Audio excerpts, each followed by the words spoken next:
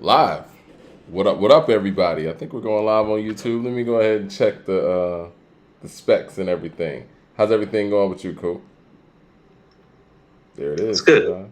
We're live. How are you? I'm doing well. I'm doing well. I just got my notification. Yeah, we live. We live. We are live. Happy Wednesday to everybody. Happy in middle of the week. We got football coming up tomorrow. Are you excited about the first week of football season? I am. Both of us are part of a pretty infamous hip hop and sports group online, and we're very, very big hip hop and sports fans, and very knowledgeable in both facets. We are pondering starting to do a sports short show for on YouTube. We actually wanted the people's recommendation on what we should call our potential sports show. Yeah. I'm thinking, I don't know.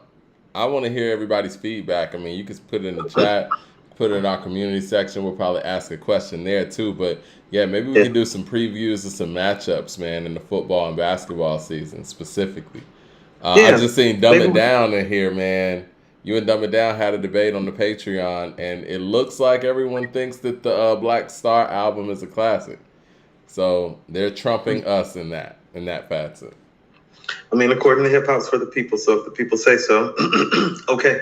It's one of those, and I say this respectfully. It's one of those Marshall Mathers LP classics where it's like it's not end to end. The music tells you it's classic. It's a moment, in my opinion. Because when we went through the album on the Patreon, and for the people who got the Patreon, you can go back and listen to the show. I mean, for me, Respiration is by far, it's like that's classic material level. Brown Skin Lady is too. I love Definition. Redefinition I liked more when I was younger, right? And I liked the fact that they were just spitting, but that beat's just not on the level of the other stuff. But and Thieves of the Night, I mean, most is just incredible on there. But as an overall song, Respiration shows you the potential of that group. And when you hear Respiration in the sequence of that album, like we were playing it, Nas the Goat said he didn't get a notification for the Patreon, shaking my head. All right, let me address that real quick, too. We're going to be trying to go on around noonish, 1 o'clock on Mondays with those. And I think we have figured out, our technical issues, so y'all be able to really debate with Coop straight up without delays and without static. But yeah, man. I mean, when we listen to it in that sequence, man, Respiration is just leagues ahead of those songs, man. To me. No, it's different.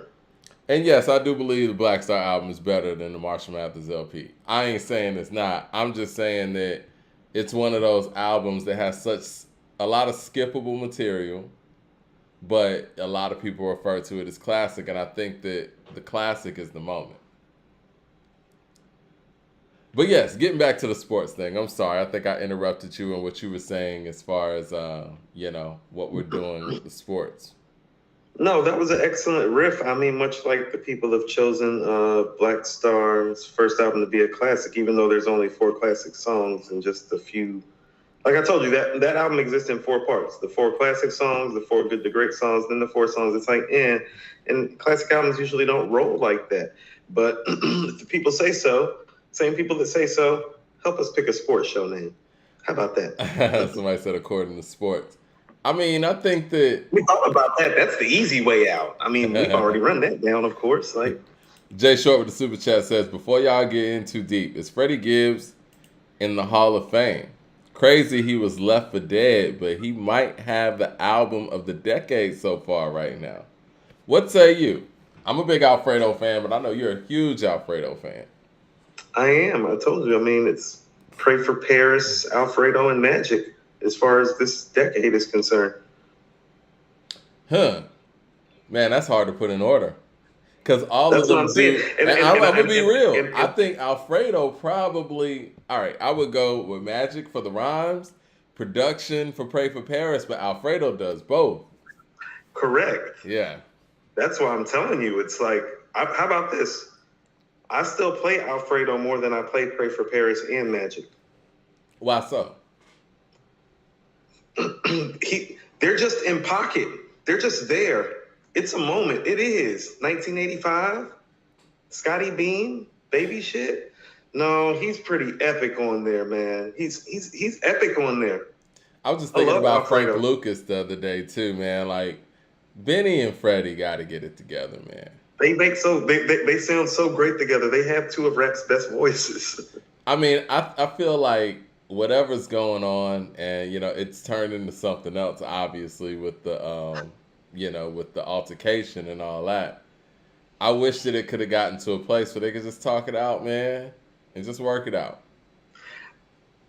How about we could have skipped like all of the back and where the music at? Like y'all I don't robbing think each we're gonna other get and no diss throwing up like records. memes and stuff. It's like, no, I mean hip hop was supposed to be here to make sure things like that didn't happen, to get it out, at least MC wise, on record. Yeah, you're right. Both of them got skills, and they both should have been able to just put it on Highly wax. skilled. So it's like I think Yeah. we're missing like what's happened is that like we're actually missing a potential great rap battle because neither one of them are rapping about their issues with each other. Rappers just don't want to battle no more, man. Game went out there, put it all on the table, and Eminem is still running. Eminem, listen, not only is Eminem running, How do we go there? not only is Eminem running from Game, but Eminem's actually at the Detroit Lions football practice. And now you got 50 Cent jumping in out of nowhere. Like, 50 had all this time, space, and energy to say anything about Game. Now you're throwing the Emmy in Game space, the Emmy for a Super Bowl halftime show. I don't think many people even knew that you could even get an Emmy for a Super Bowl halftime show. I definitely was not privy to that. My thing is, man, and I'm a 50 Cent fan and fan of his music, but I don't flossing awards around. I mean, that's really so not 50 Cent because in his musical career, he didn't win any awards. And the only Grammy he got was when he was attached to Dre and Eminem. Same thing with this Super Bowl. So, I mean, it's really not bragging rights. And I know people keep making the thing about, oh, Game was mad that he was left out. Listen, anybody who feels like 50 Cent should have been performing at that Super Bowl halftime in California over the Game, you're not being real with yourself. To be perfectly honest, he should have been performing over Kendrick. Colin King says, Mike ain't letting this go. No, I'm not, because we wouldn't let this go for anybody else. We would say everybody else is running. Now, when it comes to Marshall, we're like, oh, well, you know, Game lost anyway because he didn't respond. Why are we changing the rules for this guy? No, he lost. He got hit heavy with a very good diss record, and he's ducking and hiding because Game's not Fred Durst, Everlast, Mariah Carey, Nick Cannon, Britney Spears, NSYNC, a cannabis that was over in the Iraqi war. No, Benzino. The list goes on. So I never want to hear, and I'm going to say this again, I never want to hear, oh, man, don't nobody want to with Eminem, man. He'll ruin careers. He's not ruining anything. I'm sorry. That was a quick tangent, but yes, you're right. We're missing some dope back and forth between Freddie and Benny, and this could have stayed on wax. No, definitely. That's where it was supposed to stay. And Mike, you know, your rants are getting much more concise. I think you kept that about under 3 minutes. Pretty good. I didn't want to waste too much time on it, but I want I everybody to appreciate be that. It's very reminded. concise. It was very concise. I timed you. I was like, oh, it's a little under 3 minutes for that rant. It's Yeah, pretty nice. I got to work on my shit. Yeah, I forgot MGK. I forgot him. You know, he's in there too. Yeah, but he lost that one. So. Oh, buddy. Tim Hardaway got in the Hall of Fame. Oh, that's dope, man. Congratulations to Tim Hardaway, man. Made all NBA five times. He should have been in there, man. That's what I'm saying. He Trouble. made all NBA 5 times. You know how many guys are walking around that haven't made all NBA 5 times that get treated like Hall of Fame? Right. You know, interesting. I came across this video. I think it was Dwight Howard posted it or something. He was talking about, or he had like this visual where he was saying, they say I'm not top 75, but I'm a first ballot Hall of Famer. No, him not being on the top 75 was a disservice to him It's because a I mean, if you just look at his travesty. accolades, if you just look at the resume says top 75 just for all the It's defensive player of the crazy. year awards, all the first, second, third team, all NBAs, all the top 5 MVP voting finishes, all the All-Star teams leading the league in rebounding, season scoring over 20 points. Like, yeah, he checks all the boxes. Specifically, if we want to talk about Anthony Davis making it. He beat LeBron in the playoffs, went to a finals and lost to Kobe. And to be honest with you, I think they could have won that finals had his coach not switched point guards. Exactly. Because Rayford Austin, for the people who weren't there, Skip to Skip My to Lou My- was working. And this ain't Jameer Nelson's fault because I like Jameer Nelson. I think he was the better player. But the fact of the matter is, this is the guy that got you there, and Jameer hadn't played all playoffs. And so you're switching up a whole lineup in the NBA Finals? Yeah, he definitely one of the biggest miscues in finals history. Definitely against the wrong. And here's what I mean. Not only was it a miscue, but it's Kobe and Phil on the other side. It's like, what are you doing? Not to get slaughtered. But again, Kobe's Phil. For the people that weren't there, Dwight Howard was a monster, man. And Dwight Howard was winning. He was winning Defensive Player of the Year awards at will. He was winning rebound. I mean, he was rebounding like crazy at will. He was putting it back like, man, the way that they are disrespecting Dwight Howard's legacy, I don't understand it. Where do you think this comes from? His attitude, his behavior, the childishness. I know. I didn't say it was fair. I'm just being honest. But who has he offended with that? I don't know. I think he's you know how some people just kind of rub people the wrong way, even though they've never really done anything to people. It's like, look at all the flack that Iverson got when he came in the league. You remember his rookie year with Barkley and stuff calling him the playground rookie of the year and stuff? He said that after Iverson literally had gotten 4 40-point games in like 5 nights. Well, let's just call it. At the end of the season, when rookies have hit the wall, you get what I'm saying? Let's call it what it is. Come from? It's like, did you not just see him get 40 points? Like you're mad because he's breaking your rookie record. I was about to say, your franchise. Let's call it what it is. They were hating and they were scared. And and I hate to say this because I think Shaq's one of the greats. And I've said on this show, I think that in a vacuum, I'm drafting Shaq over Michael Jordan. But no, I'm just saying, if we had an overall pick and I didn't know Michael Jordan was going to become Michael Jordan, and I got these players coming out of college, Jordan coming out of North Carolina, him coming out of LSU, yeah, I'm drafting Shaq. It is what it is. But when for whatever reason, got done coaching Michael Jordan at the Olympics, he literally told Portland, they're like, we got Clyde Drexler. He was like, draft Michael Jordan and play him at center. What I was going to say is, man, Shaq, for whatever reason, he's always felt intimidated by people he shouldn't feel intimidated by. He clearly felt intimidated by Penny Hardaway. He felt intimidated by Kobe at a certain point, too. And for whatever reason, even after his career is like towards the end or done, it feels like he's been intimidated by Dwight Howard in his prime and just been hating on Dwight Howard since day one. I don't know if it's the Orlando thing. I don't know if it's the Superman thing. But I hate to say it like this. I think part of him not being on the top 75 has something to do with Shaq. I don't agree with that. Okay. And to the Shaq thing, I think what happened with Penny, I mean, Shaq actually explained it once. He literally is like, well, Penny was kind of like on Fredo, and Kobe was kind of like Sonny, and D Wade was kind of like Michael. And so it didn't really, I think that's pretty accurate. You know what I mean? Yeah. They're like, what is Mike talking about? Is that Shaq loved Penny. Is that what y'all got? But yes, Shaq has always hated on Dwight Howard. Come on, man. I remember Dwight Howard went to L.A. He's like, I'm going to need Dwight Howard to average 28 and 15. I'm like, Shaq, you never did that. What are you talking about? That plenty of finals. But I'm talking about the season. No, I'm talking about the season. Finals number. No, but I'm feeling you. That's a series. He said the season. 82 games. Well, here's the thing about it. And here's what I do hold against Dwight Howard. Well, when Shaq came into the league, he was immediately one of the top centers in the league. And David Robinson existed. Patrick Ewing existed. Mm-hmm. Hakeem Olajuwon existed. Guys like Rick Smith and Arvydas Sabonis.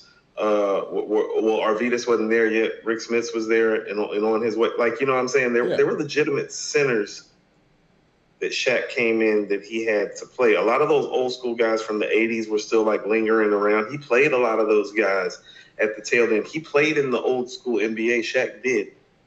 But what happened with another great center too? I was gonna say what happened with Patrick Ewing. I think you missed. What happened when Shaq started dominating? Those guys were gone. David and Hakeem were around, but they were older. They were gone. Shaq started dominating the league for real, from a championship standpoint in 2000.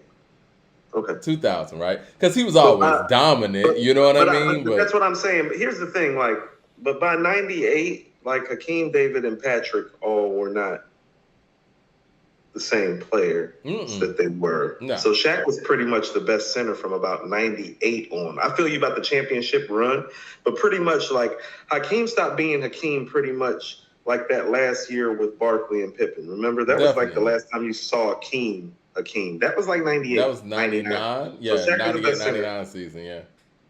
Ewing wasn't the same even when they went to the finals in 99. That's what I'm saying. That guy was that's what I mean. Yeah. If Ewing David Robinson was the second best player on the team for San Antonio. And honestly, David Robinson also was coming off an injury as well. He was older and coming off an injury. Ain't nobody trying to hear that. Hakeem had already embarrassed him. I feel you. You know, I saw a clip of Wilt Chamberlain talking about the centers in the league, of the 90s. And he was saying that David Robinson seemed to choke under pressure. That was Wilt Chamberlain's assessment of David Robinson at the time while David Robinson was active. It's got a lot of nerve saying that the way Russell whooped that ass, but okay. Russell had a staff. We already covered this. Man.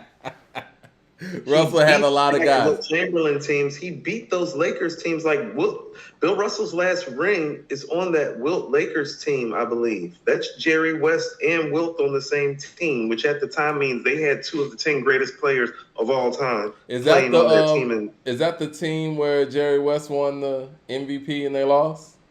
I think so. Okay. 69. I think so. Yeah. Think about it. In 1969, Wilt and Jerry West are arguably 2 of the 5 greatest players ever because it's probably going like this: Bill Russell, Oscar Robertson, Wilt Chamberlain, Jerry West, Elgin Baylor. 69.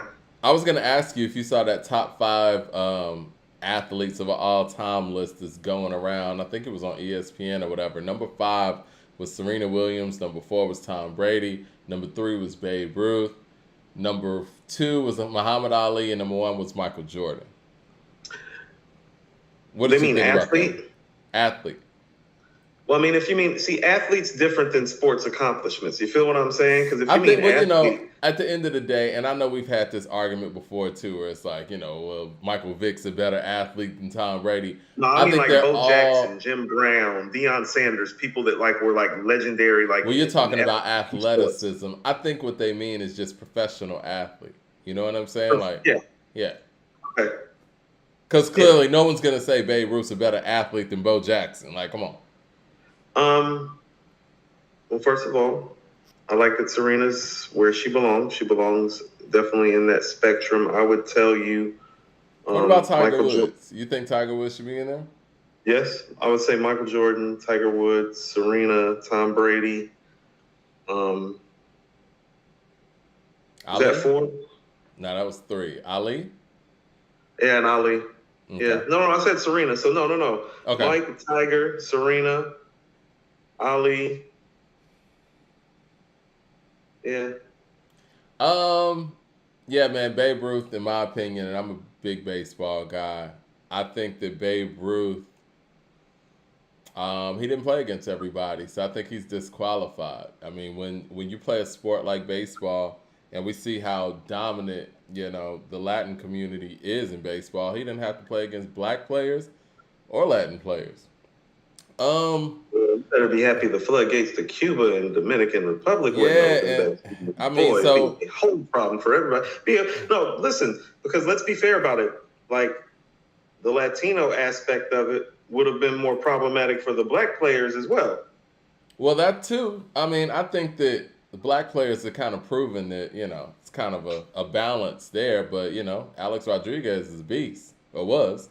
You know what I'm saying? Same thing with Albert Pujols. Incredible career. He's closing out his career right now. But, I mean, give me Barry Bonds and Ken Griffey over both of the guys. But, you know what I'm saying? It's like, okay, Josh Gibson, guys like that who were actually in Babe Ruth's era.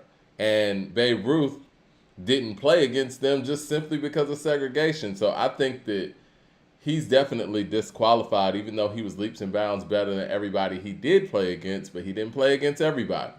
I think he's just out of the conversation. I think Barry Bonds has to be in there.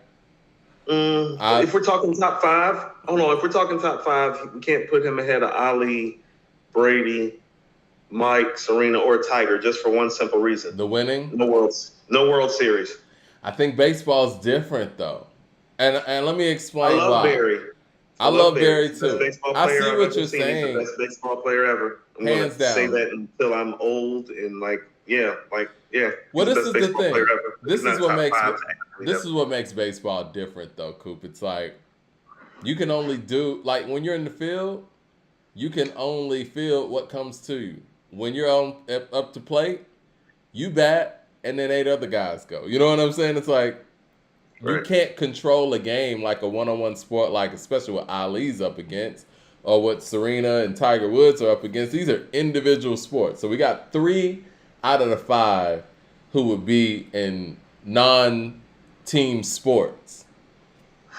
But that already throws somebody like Barry off. Football's a bigger team sport than baseball is. Carries a bigger roster too. That's why what Tom Brady does personally and team-wise trumps Barry Bonds. Because think about it, Tom Brady has matching personal accomplishments to Barry Bonds, and he's got 7 rings. So what? You think put him in a category with Tom, because that's not fair to Tom. That's not fair to Ali, who literally had to leave in his prime. Yeah.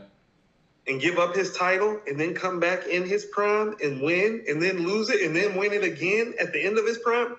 It's not the same. So hold on, you said baseball is a team sport. What did you say there?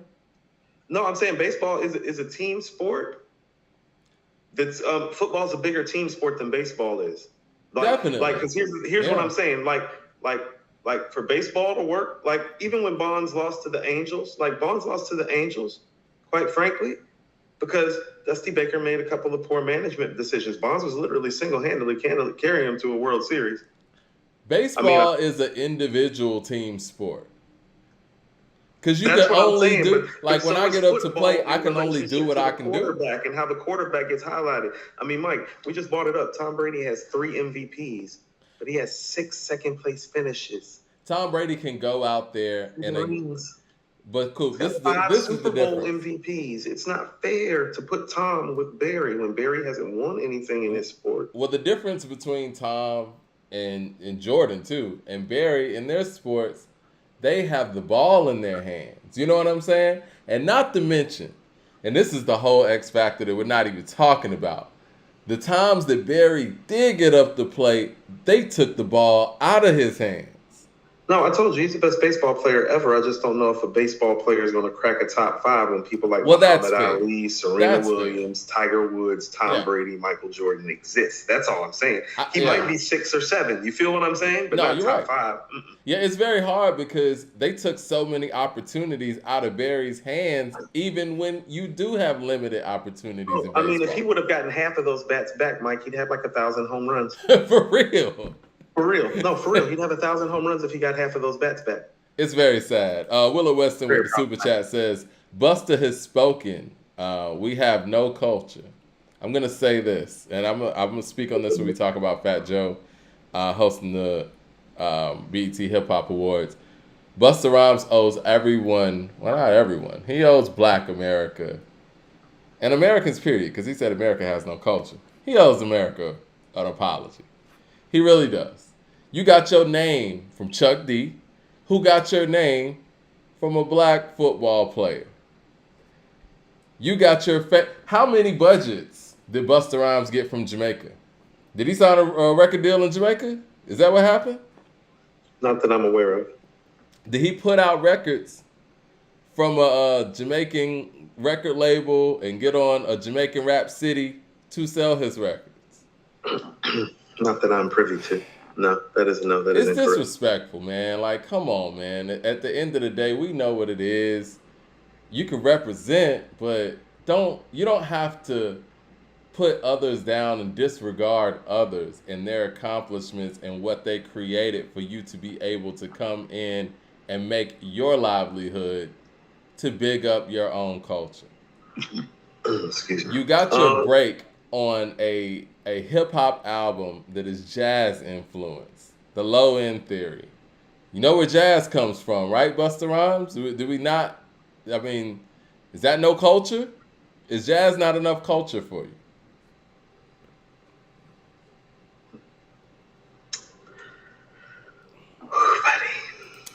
I mean, I think this is a good way to just go into the whole fact that Fat Joe is hosting the. We'll get to that. Okay, we'll go into that. Mad Max with the super chat. I mean, says, we might as well. I mean, since we're here, talking about culture and the Latino influence. Yeah, since we're here. Well, yeah. Mad Max says Serena and Tiger Woods not top 5 over no Floyd Mayweather, 50-0, and never lost and beat the world champs. Changed boxing after Ali. I'm not mad at that. Disrespect Ali and put Floyd in there with Ali either, because Ali actually fought Joe Frazier and Ken Norton and George Foreman and Sonny Liston. So fuck no. Good night. So you wouldn't I don't care nothing about no 50-0. We're not putting Floyd and Muhammad Ali. That's two separate conversations. I don't even know if Floyd's a top 5 boxer all time. Even at 50-0, that's more about business decisions. Those are business decisions like a motherfucker. You must feel like I feel. You don't think that a non-heavyweight boxer can be the greatest fighter ever? No, I mean, Sugar Ray Robinson is probably a top 5 fighter of all time still, and he's a middleweight, if memory serves. So, no, I'm not saying that it's not a conversation, because if I'm not mistaken, even Muhammad Ali said Sugar Ray Robinson was the best boxer ever. Ali said he was the best heavyweight ever. So it's very to be a heavyweight, but I can't put him ahead of like Sugar. I don't know, man. He's like Sugar Ray Leonard fought everybody. Coop, he's 50-0. I mean, you're gonna have Sugar Ray Leonard fought everybody. You see the guys that he fought? He fought Hagler, he fought Hearns, he fought Camacho. Like I'm talking about, like part of it is the competitive nature of it when it's a one-on-one sport. It's not just the fact of you winning. It is who you beat when it's one-on-one. Who did Floyd not fight? In their prime? Everybody. So you think he got to everybody when they got washed up? That's what I mean. It's like, no, I don't think you understand. George Foreman was Mike Tyson before Mike Tyson and was undefeated until rope-a-dope, including knocking Joe Frazier the fuck out. No, that was the most incredible win ever. And I think people look at George Foreman as the grill guy. But George Foreman in his prime was a beast, beating people around the ring, beating Joe Frazier around the ring. The fact that Ali beat him. He whooped Frazier in a way we had never seen Frazier whooped. And Frazier had fought Ali. Twice. No, he whooped Frazier twice, right? Mr. Mark with the super chat says, Dwight. The first one was a real ass whooping when he took the belt. I seen that fight. That was an ass whooping. You've never seen Joe Frazier done like that. George Foreman's a bad motherfucker. Bad. Mr. Mark with the super chat says, Dwight never took the time to develop his offensive moves. That's what frustrated people the most. He was a baby hook and a 12-foot jumper from the best player for being the best player in the league. He was a 12-foot jumper from being the best player in the league. Listen, man, I don't think that he wasn't interested in developing an offensive game. And I know when he went to L.A. and he basically told Kareem, I'm good, I don't need your help, that rubbed people the wrong way as well. And I forgot about that. That probably kept him off the 75 also. I mean, you tell Kareem stuff like that. That probably hurt more than Shaq did. Yeah. The whole Laker thing probably hurt more than the Shaq thing did, because you got to look at it. Kobe. Shaq's not a fan of yours. Yeah, and Kobe wasn't a fan of his either. hold on. And then you got to look at how like the other guys who are centers that are in the Hall of Fame are looking at it, because you got to think. Remember, he was in Houston, so it's like, well, you had access to Akeem. There's footage of Akeem working with you. Yeah. And now you got Kareem trying to work with you. It's like, well, I mean, it literally doesn't get any more fundamentally sound in the post than those two guys, unless you're talking Tim Duncan, Kevin McHale, is in like same level, same scale. So it's like you literally got two of the greatest ever. I mean, I think Hakeem's footwork is still the best footwork ever, him and Mike. And so it's like, it's the best footwork ever. And you're not like taking notes, like practicing. Like there, you see the video where Kobe's getting taught the dream shake, and it's like by the end of the session, he's picked it up. Yeah. You know, like, and when you look at it though, Dwight Howard made it to the NBA Finals on raw ability. He clearly didn't work at certain things. Mm-hmm. Yeah. Mad Max of the Super Chat says Serena's not even the greatest tennis player. What do you say to that, Coop? I know you're a real big tennis guy. On what measure? Does he mean? Does she deserve to be top 5 all time over Federer, Nadal? I mean, okay, so Federer has 20, Nadal has 22, Djokovic has 21, she has 23. There it is. But one could say they all had to compete against each other. Okay, so I've always said Nadal was the guy for that portion of it because he's the only guy that's been able to dominate one major while the other two were around. Like, he's owned them pretty much at the French. You know what I'm saying? Nadal He's was owned always everybody my at favorite. the French. Even before he won all of them. Like, when I remember watching him, like, wow, this dude is something else. I mean, he's the only person that I've literally seen reduce Roger Federer to tears, like on a tennis court, like on the sideline. Like, that's how bad he was beating Roger at the French Open. And this is when Roger's at his peak. Yeah. And he's like lucky to get 1 or 2 service games off of Nadal when Nadal's in his prime on clay. So Nadal would be the guy. But what I would tell you is that Steffi Graf is the one that has the most resume argument to supplant Serena even over the guys, because she did have to deal with Chris Evert, Martina Navratilova, Monica Seles. Okay? True.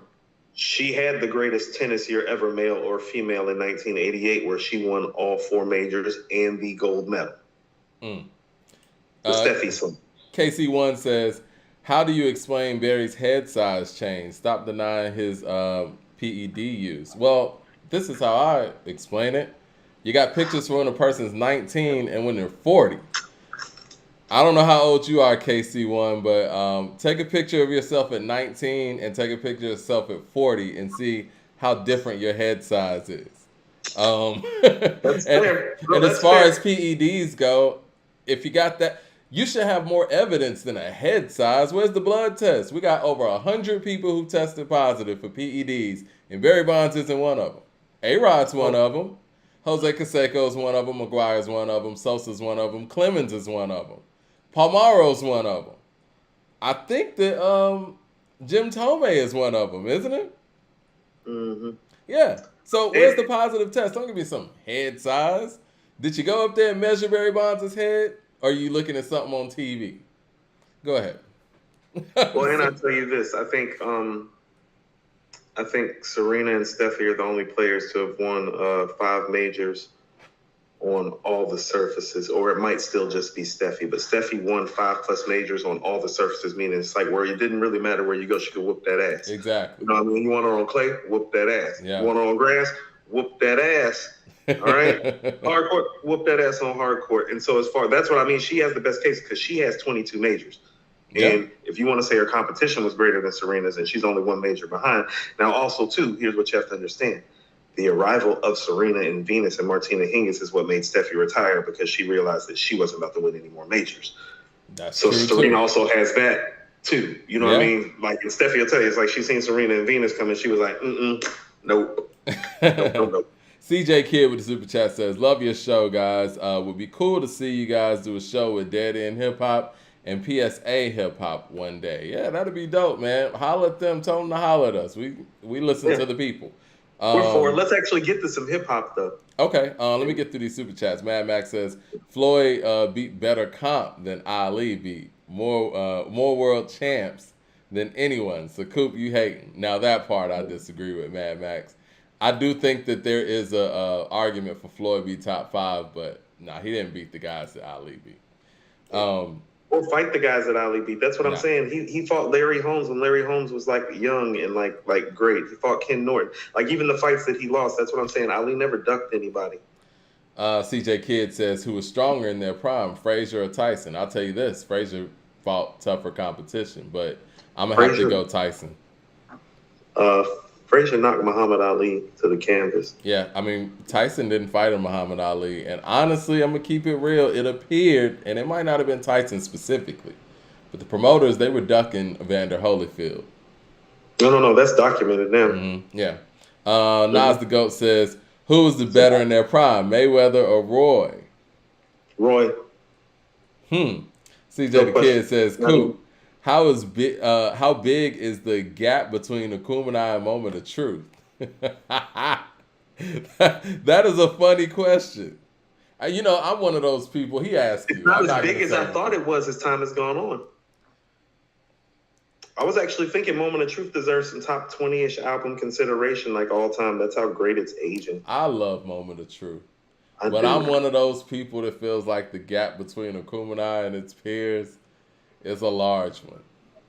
Well, here's what I'll tell you is that, I mean, and sometimes this is what I mean. It's like those albums all got me through something. I was going through a lot at that time. And it's like you're at that point in your life where you're a young teenager, too. Those albums, I think they mean something to us for the time they came along in our lives, too. Mm-hmm. Like It's Dark and Hell is Hot, Aquemini, Moment of Truth. Like, we weren't like adults yet, but we were almost there. And so, like, things were changing for us. And it's like if you were going through anything personally, I think it's just about like what you related to. Like what I loved about Moment of Truth is how positive Guru was on there. Like I knew what Preem was going to do with the beats. It was like waking up and hearing stuff like Royalty and Work.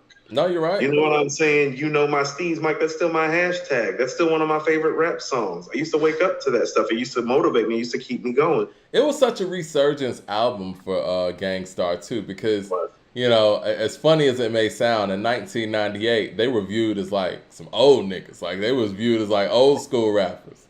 And to be honest with you, they sound like a new group on this album. Yeah, they did. It doesn't sound like any of their previous stuff. Yeah, they were reinvigorated, and the gap might not be as big as I once thought because, again, like you said, Akumenai was one of those records that was kind of coming of age for me, and there was a lot of sense of pride in it coming out of Atlanta, it being them. They had never made anything on this level before. Now, granted, we all like Southern Playalistic and ATLians, and those are classics. They got close. You think they got close? I'm gonna say this. Speaking of gaps, you think as highly of Southern Playalistic and ATLians as I do. I think you put. See, here's how I look at it. I look at it like steps on a ladder almost. Yeah. It's like ATLians, Southern Playalistic, and Aquemini. You look at it like Aquemini. And then Southern Playalistic, ATLians. Right. It's like we got to get another ladder to get to your ladder for the separation between the Outkast. Yeah, you want to talk about a gap. It's just like a step or two. You want to talk about a gap. For me, the gap is Akumenai and everything else Outkast did. And that's crazy to say because I think they have legitimately 3 classics and a possible. Yeah, a lot of people tell you Stankonia is a classic. A lot of people tell you The Love Below is a classic. That's one of those things too, Mike. I'm down to pull Stankonia up because it's like, oh no, there's all types of classic stuff on there. You got to trim that fat a little bit. It should not have been 24 songs. It should have been about 18 or 19, and it would have been another classic. But that's what happens when John and Paul stop working together. Well, let me ask people this, because you and I are on the same page on this, Coop, and not to veer too far off our subjects, because we're gonna get to the next subject. But let's be real. Stankonia is better than the Black Star album. And I'm talking about the debut album. It is. That's what I mean when I say the Black Star album's not a classic. Exactly. You can compare it to stuff like this. Okay, so it's not. Like, come on, man. Again. It's not a classic. Just compare it to other groups' best stuff. It's like, well, Black Star's first album is not even in Southern Playalistic, ATLian, or Aquemini's league. So da-da-da-da-da. It's not in the low-end theory or Midnight Marauders League. Da-da-da-da-da. Illadelph Half-Life. Things Fall Apart. Da-da-da-da-da. You feel what I'm saying? It's just not. And so when we got to compare Stankonia to Black Star, it's like, well, you're making my point for me. That's their 4th best album. For anybody who has followed Outkast, I think most people would say Stankonia is their fourth best. Most people will tell you it's not even a classic album. Some people will. But I will tell you this. I think you got to be from down south and really love them to think Stankonia is just an outright classic, because really, it's about a 4.5 at best. That's being generous. And again, I said at best. Yeah. I would say this, man. That was the first Outkast album I ever skipped around songs. Because it's long. Even with that being said, it's much better than that Black Star album. Come on, man. Well, how about this? Come on. When Gasoline Dreams came on, I was like, oh, this ain't about to go as well. Because they tried to redo Chunky Fire to start off this album. It's not going well. They better fix this. And they fixed it, but then it starts the middle. It's just too separated. It's like, okay. It's like, we're going to do the Andre song now? Okay, bet. Well, we're listen. Big Boy song now? Bet. Yeah. But even with that being said, Coop, Bombs Over We Love These Hoes? Is that an Andre song? That's a Big Boy song, yeah. Humble Mumble, is that a Big Boy song? That's Andre's song. Got Erica See on what there I'm too. Saying? Aren't those songs right next to each other on the album? Yep. Who the hell doing the sequence? But you know what? Even with those, they need an artist and repertoire. But see, I think that Stankonia, and I think that, from Bombs Over Baghdad kind of being the door into that and the way that video was, I think it was chaotic by design. No, I get the chaotic by design, but if you're going to make it work work all the way. Like some of those records, like the Toilet Tissue, like you should have kept it. I agree. Some of the interludes, like the I'm Cool interlude before So Fresh, So Clean is funny. The rest of them, as much as I love I'll Call Before I Come, don't you feel like that's misplaced on the album and should have been pushed to the back had it been there? Because I feel like it kind of broke up some of the, I don't know, it just don't. I think it was chaotic by design. You go Call Before I Come and then you go Bombs Over Baghdad. That's what You're I'm saying. being chaotic by design. design. To Humble Mumble. And then you go into like another interlude and then the questions, that Pour Me a Drink shit. It's like, no, you could have kept that and just got to the questions. I think the evidence that they were being chaotic by design is the Love Below. You know what I mean? Like they know what they're doing. You call it chaotic. I call it separated. Yeah, it was separated and chaotic. But even with that being said, Spaghetti Junction. Musically separated. Spaghetti Junction. Black Star ain't got no song where they back and forth like that on Spaghetti Junction. Here's what I'm saying. Okay, so here's the thing. You like Brown Skin Lady? Mm-hmm. It's like, well, I mean, I love Slum Beautiful. I was going to say, I'll throw Slum Beautiful against that easy. And that's not even a top 5 song on that album. Think about it. Slum Beautiful isn't one of the best songs on Stankonia. It's not a top 5 song on Stankonia in my opinion, and I love Slum Beautiful. It's not. But it's not better than Gangsta Shit. It's not better than So Fresh, So Clean. It's not better than Humble Mumble. We Love These Hoes. No. It's not. I think it's better than We Love These Hoes. It's not better than Bombs Over Baghdad. It's not better than Spaghetti Junction. It's not. Right. It's not. So what does that say when one of the best songs on Black Star's album, like that's a top 5 song on that album. That's a top 3 song on that album.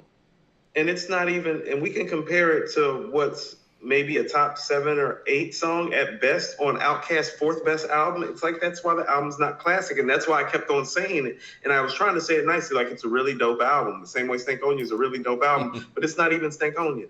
Jay Short with the Super Chat says, why are we trying to reactivate making Fat Joe an icon? He was an average club rapper with one great album, some hits, and his flow changed after Pun died. You know what? We can explore that. Because I do want to talk about those things. Let me get through these Super Chats and we'll get right to it. CJ Kidd with the Super Chat says, if you had to rank the 3 bigs, Biggie, Pun, and Big L, based on lyrical ability, how would you rank them? For me, it's Biggie, Pun, Big L, just in that order. Andre Shashir with the Super Chat says, Coop, with the Woo shirt, went to the concert in Chicago and it was fire. Low lights, Nas only did one song combined from KD, KD2, and Magic. And Meth didn't show up because he was filming. Busta is a dope entertainer. We're going to talk about that today, too. We're going to talk about all that. I think Busta was his replacement. And shout out to Dre. Hold on. I want to just pause right quick before you finish up the Super Pet. Andre has been following us since we were going on Instagram Live and Facebook Live. Yeah, shout out to Andre. Andre's not even one of the original 9,000 subscribers that we have on YouTube. He precedes even this channel existing on Right. YouTube. So shout out to Right. We Trey. about to hit Yeah, 10,000, man. It's crazy. it's a blessing. It It really is, is. man. You guys are great, man. I appreciate the fact that, I mean, we both appreciate the fact that y'all been telling y'all friends to jump in these conversations. I feel like, not to pat everybody's back or whatnot, but I think we're changing some things out here in the hip hop landscape. I think some people be listening, man.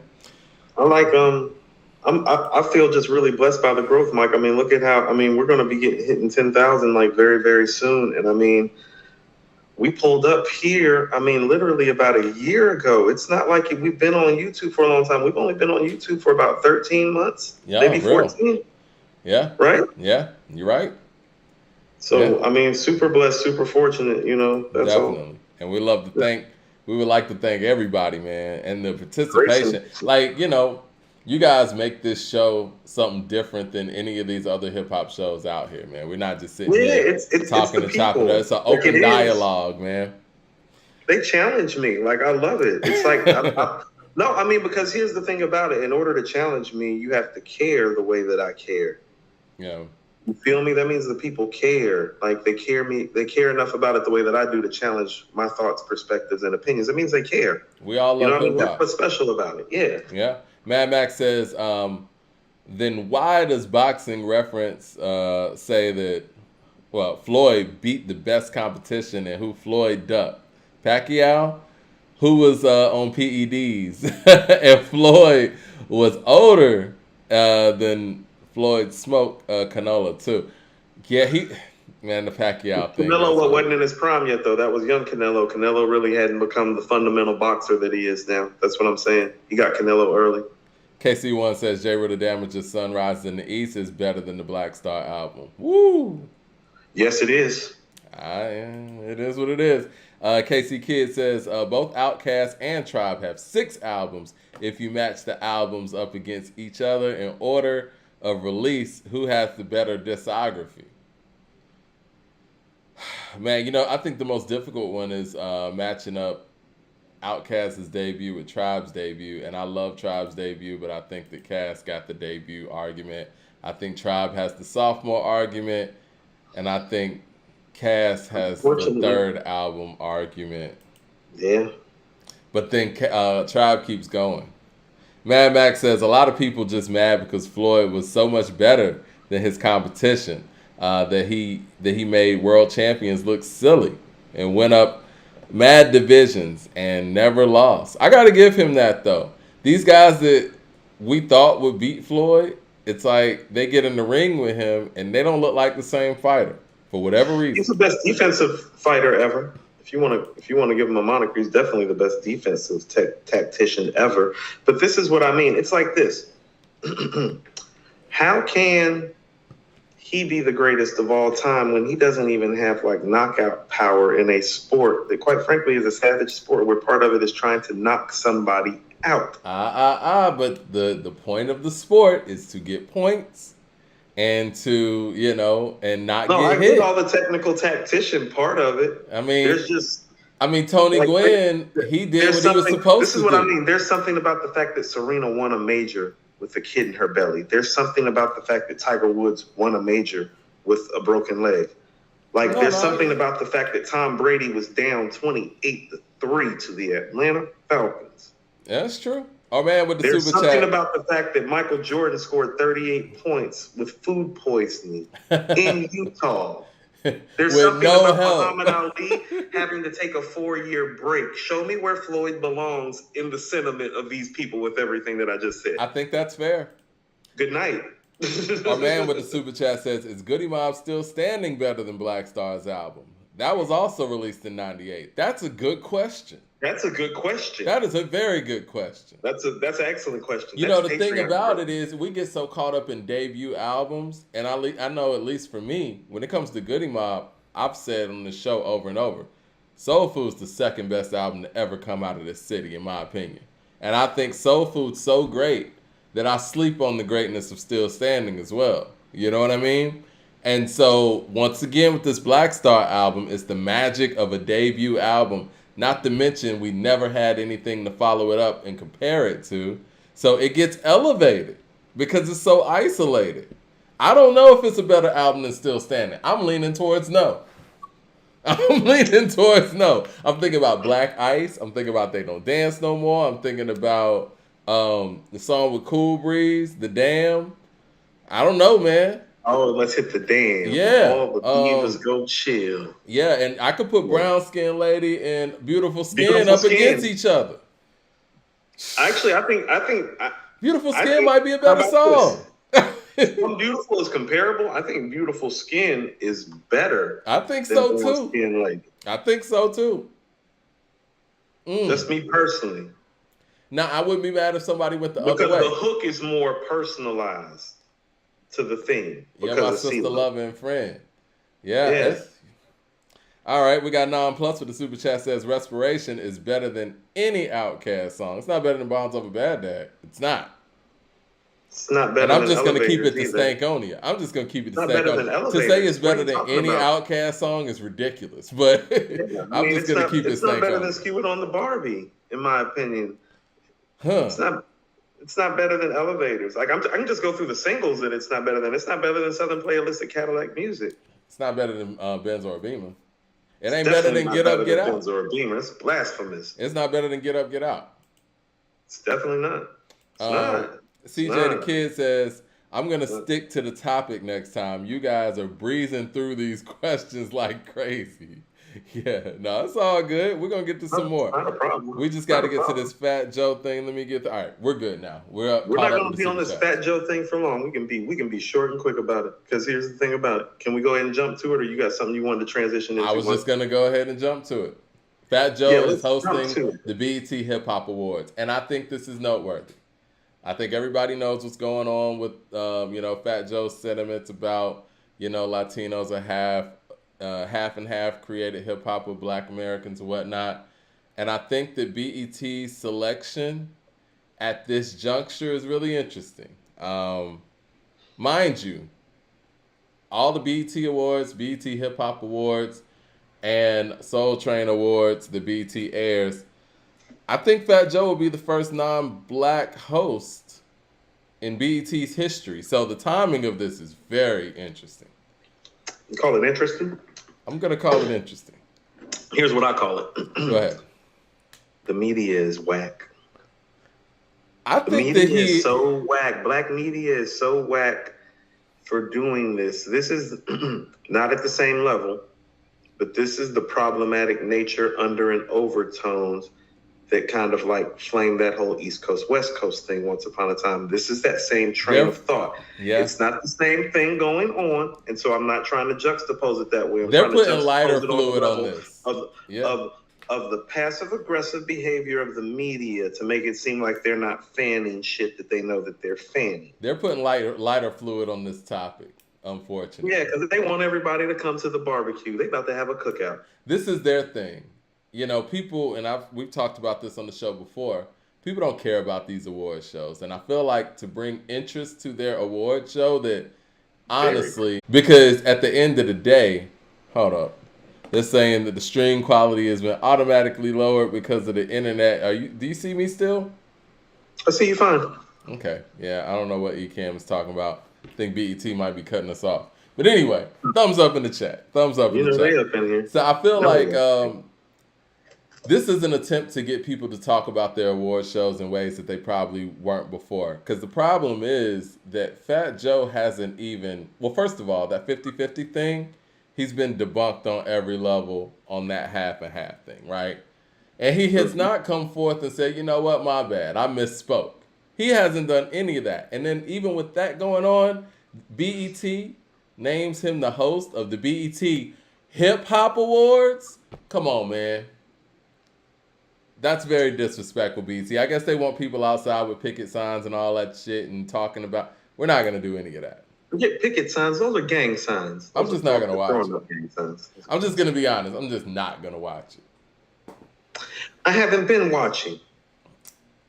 I usually have to watch it just to be on top of shit, but I think that's blatant disrespect on both sides. And I wish that Fat Joe. I haven't been I've been watching, but I haven't been watching. It's like literally, don't you understand? Like Mike, do you understand? For the last 5, 6, 7 years, you've literally had to call me and tell me that this was going on and that we need to watch it because we have to cover it? Somebody in BET offices felt like Slavery. they felt like this would be great promotion for their show. You know what I'm saying?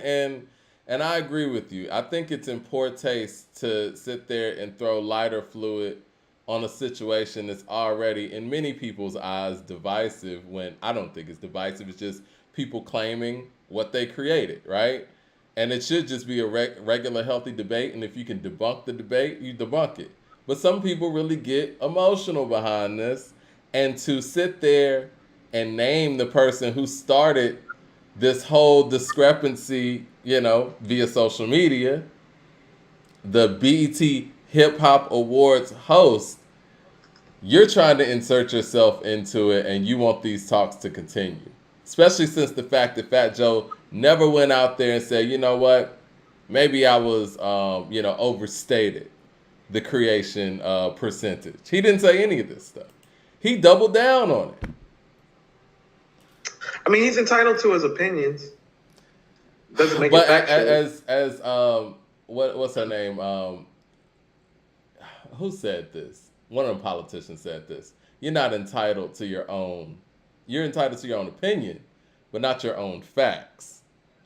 You know what I'm saying? Like you gotta come with actual facts. Like I can't just make up anything and state it as facts. This is where the waters get so murky, because you and I, let's get behind the scenes to the whole Disco Mario conversation that you and I had behind the scenes. Yeah. Where we really realized, well, Disco Mario didn't know how to read or write, really. Yeah. And so if you look at it from a competitive standpoint, and I know this because I'm a competitive person, like I'm always thinking, how can I take another motherfucker out?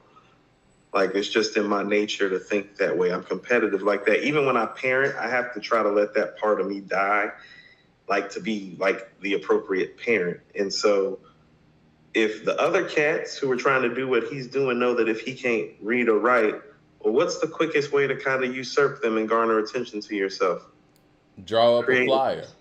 Draw up a flyer. Because here's the thing about it. Part of the reason why he was in the street so much and the way that he had to do is that his word of mouth was everything, because he couldn't read or write. His mouthpiece was strong. Because his mouthpiece was strong. So don't tell me that these dudes didn't know that and didn't make that flyer that started hip hop based on that thought. You're right. Premise. I say that as a guy that's competitive like that. It's like, no, I know what you was thinking, and you're going to try to dress it up and make it seem different, but your thoughts are ruthless and savage. You know what I mean? Right. And so let's not distort any of that, though. Like, that's a brother from North Carolina. It is what it is. Now, here's what I'll tell you. If he's from North Carolina, Mike, there is a chance that his origins, much like mine, come from the islands in some sort of way. So if you want to siphon it off that way, because I've told you just from researching my own family's history, it looks like the Coopers got here from Barbados in 1833 and landed in Charleston. Okay. It looks like my grandmother's side of the family came from West Africa. When you say got here, and you said 1833 or 1933? Yeah, 1833. When you say got here, do you mean via slavery? Yeah, that's what I'm saying. Well, that's different. I mean, that's different. I think that, that's what I'm saying. Yeah, that's different. That's different than somebody who came over after slavery was over and the place is already built. That's a little different. That's what I mean. Yeah. And so that's what I'm saying. If you're contextualizing it that way, as in the start of it, it's like, because most of us and a lot of us came from those islands to here. Yeah. You know what I'm saying? So it's like if you're basing it that way, but if you're telling me like in the 1950s or 60s or 70s, there's something going on in like Jamaican and DR and Puerto Rico and stuff that's like influencing what's going on in the Bronx like 10 years later, it's like, I don't know about that. Herc got here in 1967 from Jamaica. So that's different than getting here in 1833. See, but that's what I'm saying. Disco Mario is already, you know what I'm saying? Yeah. Graffiti already exists. Was in New York. Already exists. And it's like, that's what I'm saying. Hip hop's already working and in motion when Herc is getting off the boat, proverbially to speak. You know what I'm saying? I mean, he was already in New York while, before Herc even touched down in New York. Mr. Mark 66 with the super chat says, Floyd was knocking people out until his hands got brittle. Floyd began to hit and not get hit, why is he hated on? Why is he hated for not letting people pound him in the face for the sake of their own excitement? I agree with that. I respect the fact that Floyd didn't get hit. I mean, he's a top 10 boxer all time. He's just not the best, and he doesn't deserve to be mentioned with Muhammad Ali as a boxer. Like, no. Not if you've watched. If you go watch Ali's fights, go watch Floyd's fights, and tell me that the boxing is the same, and tell me that the prowess is the same, and that they belong and they deserve to be mentioned together. Go look at Ali's losses. That's what I'm saying. Like, some of his losses are better than like half of Floyd's wins. Like, Jay Short says, real animals. What's a Fat Joe hit without a black artist? Huh. Very problematic. Very funny. Huh. Ain't it funny? Well, the deep covers a Dre and Snoop remake. Lean Back has Remy on it. John Ashanti is on a lot of his stuff. What's Love? Then you got Wayne on Make It Rain. The R. Kelly joint. We thug and rolling on the. I shouldn't sing it because copyright stuff. And I don't know. It's a good question, Jay Short. You got one? CJ Kidd with the super chat says, if the media fans this more, you think this can turn into a Hispanic versus Black hip hop war, East Coast, West Coast? Nah, I don't. No, that's not what I said. I'm just talking about how the media like. It's almost like every business. Like, there are unwritten rules in every sport and every business. You know what I'm saying? And this is like one of those things that's kind of like in the handbook that you can do to kind of like garner attention. Mm-hmm. It's not healthy because it stems from a place of yellow journalism. Right. As in, like, not centered around the facts, centered around the sensationalism and the notoriety of it instead of the journalistic integrity part of it. It's problematic too, and we all know that BET's not black owned anymore, blah, blah, blah.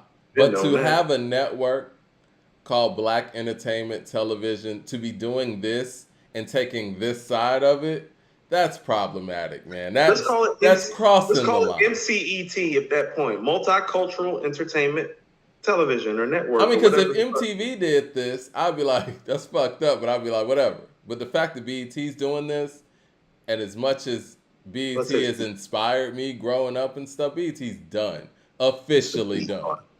I mean, it's officially done. It's been done. But this right here, that's not walking back in the building. You're right, man. They might need to take the B off of ET. I told you every time we talk about these award shows, I said, whoever's running all of this, fire all of them or give them a severance package.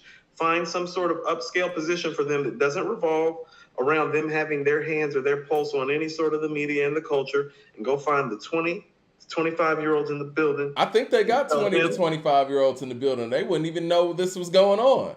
They know this stuff is going on. Gang, it's on you. Let's roll. They know what's going on. It's got to be called MET now. Multicultural Entertainment Television. That's what I'm Met. Call it the Met. You might get the Met Gala live just because you're called the Met. You know what I mean? You never know. You might be able to negotiate that. Right. Uncle Fran with the super chat says, Coop, every champ who lost to Floyd says the same thing. It looks easier outside the ring. I can believe it. it. No, and I'm telling you, I don't give a damn, really. Like, he's not better than Muhammad Ali. He's not better than Evander Holyfield. Get off my lawn. He's not better than Sugar Ray Robinson. He's not better than Sugar Ray Leonard. Like, I mean, if he would have fought in the 80s, there would be no 50-0. That's why I keep saying the competition matters. Competition matters. You don't think Pacquiao's competition? If he would have fought when Sugar Ray fought, do you think he'd be 50-0, Mike? Real question. I mean, I don't know, man. He makes it look crazy. He makes it look crazy. He does. He makes champs look crazy in the ring. He made Pacquiao look crazy. And I just knew Pacquiao was going to give him a real fight. I still don't even really know. Pacquiao said he was hurt during that fight. He had like a torn shoulder or something. Man, we can't do that. I feel you. 36 Chambers with the super chat says, where do y'all rank Fat Joe among MCs overall? Would you consider him one of our legends or just a popular MC for his era? He's a culture guy. That's what I said. He's been part of so many big moments in hip hop history.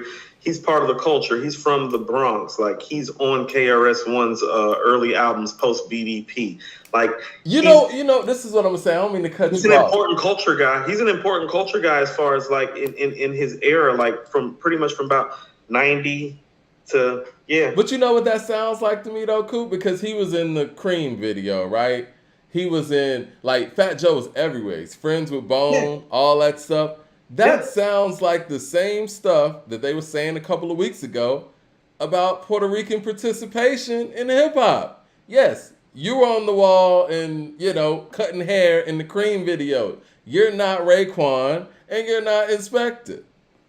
I mean, I think John Blaze tells us everything we need to know about his all-time ranking, right?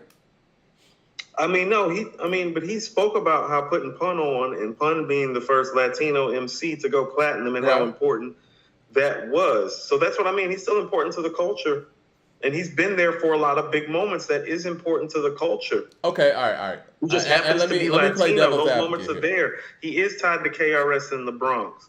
KRS is KRS without Fat Joe, though. No, but what I'm saying is he's been around for a lot of big moments in hip hop, around a lot of big names. He's a culture piece. Has he attached himself, or was he necessary in those processes? Like how we talk about Q-Tip being very integral in the process of the Infamous being made. Is it like that, or is it the fact that he's a fan of KRS and he was around because he's from the Bronx?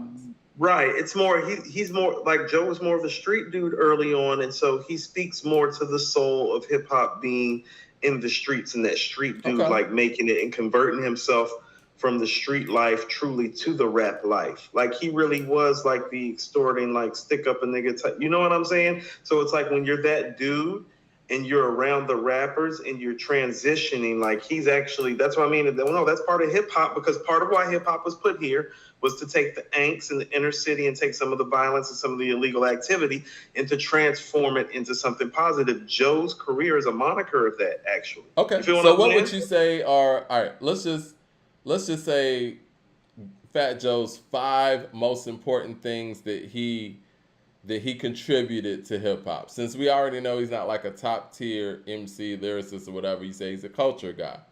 What did he bring to hip hop that you would say, you know, we needed Fat Joe for this? Pun is the one that sticks out for me. I mean Latin's going platinum. That's it. And then what else we got? Pun's enough for me. First of all, that's it. He put Pun on. Okay, Mike, that's massive. That's a business move.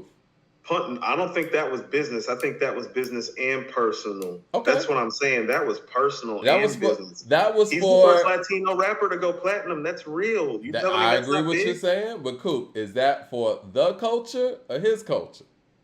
But that's what I'm saying. If Latinos are participating in the hip hop culture, like, okay, so has he put any black artists on? We just got done talking about Babe Ruth's ranking. Mm-hmm. And how he shouldn't be ranked because he didn't play against any black or Latino players. No, so the Pun thing is big because it makes the Latino MC viable on another level that the Latinos were never viable in the culture before. That's what I'm saying is like, if you want to talk about him being a piece of his culture, Pun is his biggest contribution, and that's a really fucking big one. There are no Latino rappers that were going platinum before that. Well, were there any after or really Pun? Since? I was going to say, Pun's kind of a one-on-one. So, I mean, you're saying that, like, Pun opened the door You're making it more special when you're saying he's a one-of-one. That's what I'm saying. Well, if he bought us a one-of-one, that one-of-one's pretty important to our culture and his community. So who else is he brought business? Who else? See, that's what I'm saying. But by way of Pun, we got Remy. Right. Pun, we got to give Pun credit for Remy. I mean, you can, but how did Pun get here? That's what I'm saying. So you start looking at how the tree starts extending itself. So then let's go to the whole Miami thing, because the whole Miami explosion. He gave us Khaled. I mean, he had Khaled, he had Pitbull, he had Ross, he had Trina. He had all of them early before anybody did. Fat Joe? Yeah. No. Pitbull literally told Fat Joe one time, it's like, yo, you fucked it up. You had me. Fat Joe had Miami on my. Well, no, I can believe he had Pitbull. But has Fat Joe ever put on any black artists? That's what I'm saying, Mike. I mean, really. Because we got Tony Sunshine, Pitbull, Khaled, Pun. Remy is Pat. That's what I'm saying. Remy is Pun's. hold on, Mike. What happened when Pun died? That's what I'm saying. You act like he didn't rock with Remy. Like he bought Remy back out after Pun died. Lean Yeah. back. He didn't have to do that. I guess not. He didn't. I guess not. If Pun found Remy and Pun's gone, how is Remy on Lean Back? And why is there a Terror Squad album? And why is he featuring Remy on the lead single? Okay. He got behind Remy. But so did he he's put got Remy Pun and Remy. on? That's pretty big. So think about he's actually helped. And I'm just playing devil's advocate here. I am too. I'm not, I'm just playing devil's advocate here. He's helped actually two of the lesser parts of this culture, the female side and the Latino side. I just feel like he's helping the lesser side because Remy's a big contribution to this female hip hop community and hip hop community as a whole. Pun has an MC and a lyricist. I mean, Pun is G-Rap. You know what I'm saying? Like lyrically speaking, we just didn't get to see like the full fruition of it, but on like a lyrical, like a bar and like a word wizardry level, like he's cool G-Rap level. So it's like, no, that's major to me. I just feel like, I mean, if you look at the optics of it, remember we were growing up and, Terror Squad was Terror Squad. Black Thought on Super Lyrical. The song's called Super Lyrical and he out-rap Black Thought. It's like he's a supreme lyricist. Listen, Pun's Pun. You know what I mean? Whatever. That's what I'm saying. We know that. But the optics of it all, and I was a big Beatnuts fan. I love the Beatnuts. I love Money Off the Books and all that. But when you look at Terror Squad and you look at like Armageddon, you look at Triple Sage, you look at Cuban Link, you look at DJ Khaled in those videos, they all had a look. Like all the people that Fat Joe put on, they had a look, and they didn't look like me. I'm just being honest. And so it's like, can't knock that. That's been going on. That's fine. That's fine. That's fine. I'm cool. That's not fair to Fat Joe. I'm not. It's not fair to Fat. It's just the reality. No, and the reality. Hold on. But no, we're good enough to actually get on records to help your hit records, right? Like Jay Short. Okay, so this is what I'm saying though. Okay, so Mike, the way the game work and the way the game go is that you put people on that's kind of like around you. Joe just happens to be Latino. So let's talk about it like right quick. And this is what I mean about how the game works. Well, we have a new senior writer at According to Hip Hop, Denim. Well, part of the reason why Denim is here is because it's like, well, I've known Denim and Denim's family for almost, when did I meet her older brother? 2006? It's 2022. So I've known her family for 15 years now. So I know what she's like as a person.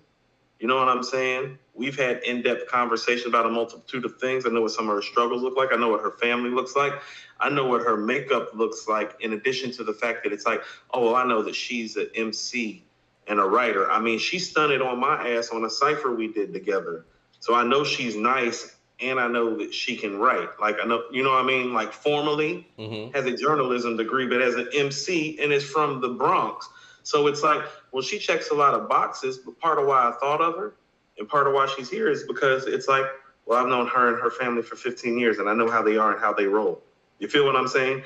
That matters too in the business part of it, in the trust aspect of it. So really the only box that I had to check about her was making sure that you felt the way that I felt. And you talked to her one time on Zoom and was like, yeah, let's go.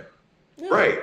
So, but you see how the relationship works? Well, he has a relationship with the Latino community. He's been looked at as the guy to put them on. And so he did. And I respect that. Him by his community. No. Listen. Because we get on black men when they don't. Listen. I respect that. And I always have respected that about Fat Joe. My problem I know you respect it. I'm just explaining it. I'm not trying to castigate you and make it seem like I am. No, I feel you. My problem is the 50-50 thing, right? My other problem is when black folks tell you that, they're not comfortable with you saying the N-word willy-nilly and all of that. You fight them on it and say, he said out of his own mouth, I've done so much for the black community and this and that. And those are the words that made me sit there and think like, well, has Fat Joe ever really signed a black artist or put a black artist on? And it's like, it's a level of entitlement when really you've always just looked out for your community, which is fine. But don't go to the other community and be like, look at what I did for you. You know what I'm saying? It's like, huh? And now you're hosting the BET Hip Hop Awards. I mean, outside of these sentiments, though, it's like, I mean, well, Nas is his favorite rapper ever outside of Pun. You know what I'm saying? I agree. He loves Ray. He had a store named Halftime after the Nas song Halftime, which is really the song that I believe made him want to rap. You know what I'm saying? And he heard Halftime, I feel all Halftime came out in 91 off Zebra Head. You know what I'm saying? I agree with He's a head too. And I just don't like, there's a difference between misspeaking, speaking wrong, making incorrect statements, and just your whole shit being fucked up. It's like, no, like he did what he was supposed to do for his community. I agree with that. I just ain't feeling the love, man. And I feel you. Like, no, I'm not some of those love things. Either, but I don't want to slight his contribution. No, never gonna do that. You know what I mean? Like, Fat Joe's necessary, and like I said, that's what I mean. He brought a whole. He just said it. He's necessary. He brought a whole different flavor that I was a huge fan of to hip hop. I just think that some of the things that have happened recently come across very entitled. And it comes across very uninformed. And one thing that I think that is a problem too, you got to listen to people. You know what I'm saying? If people are telling you they feel a way about this, and this, don't fight them on it. You know what I mean? Try to understand. And I think making that jump before even trying to gain some understanding on the back and forth that's going on from his statements, before doing that, you make the jump to just being the host of the BET Hip Hop Awards. It's like, come on, man. Where's the consideration? No, see, this is what I mean. He's enough of a culture piece that it's okay for him to host the awards. Yeah. It's the timing at which the media is doing it. Exactly. That's the problem. And so that's why I don't want to castigate him in this situation or this circumstance, because he is a culture. First of all, he does a great live show himself where he brings on a lot of rappers who he knows that open up to him. Right. So he's still actively and viable in this culture. No, he's been around since the days of KRS-One and Boogie Down Productions and all the way through and through to Ja Rule, Nas, Jay. I mean, the infamous Jay run-in with the Rucker and the basketball team competition. That's what I'm saying. No, he's in the Made You Look video. All asking him. Big Pun, Remy Ma. No, asking him to host isn't a big deal. The timing of it fucking sucks, and they're wrong. So he's not wrong about this. He's just wrong about the 50-50 thing. He's wrong about the Latinos created thing. But what he's done has been righteous for the most part, is what I'm saying. I think that, and I told like you, I you love said, Joe.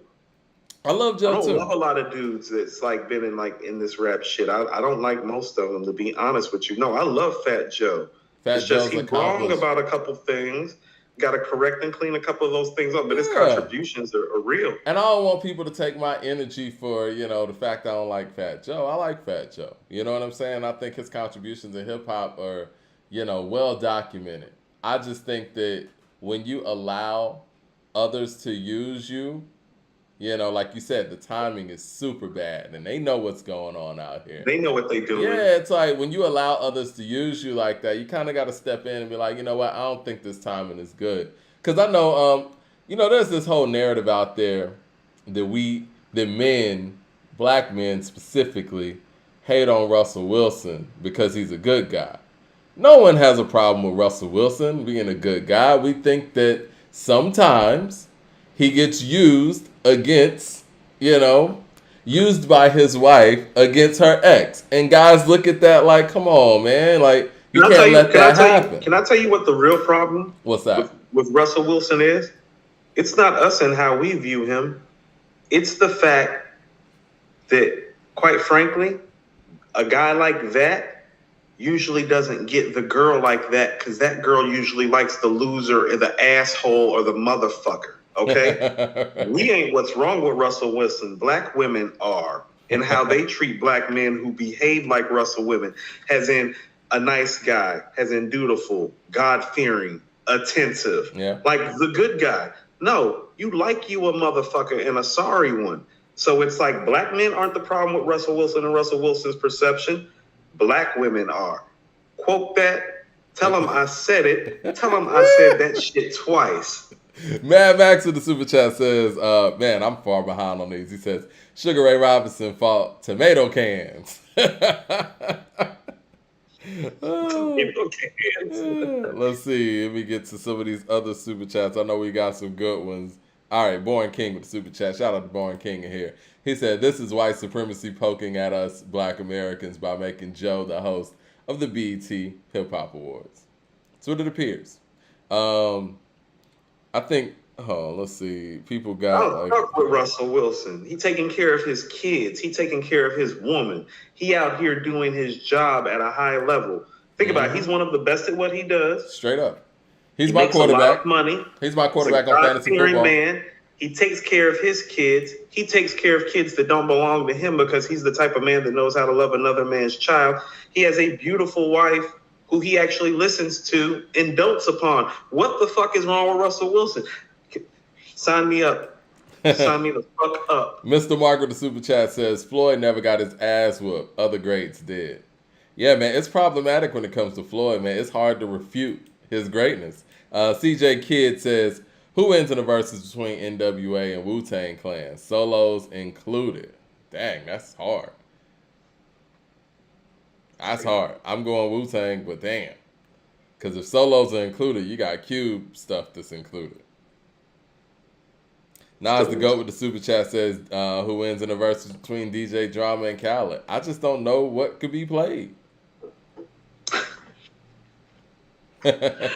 Let's go to the next thing. Somebody said, Mike D, do your homework, Fat Joe, if you only knew the shit he's done in the Bronx. Listen, that's what I'm saying. Bronx is where hip hop started. I am not refuting. I get it. I'm not refuting any of that. I'm just saying that his history was off.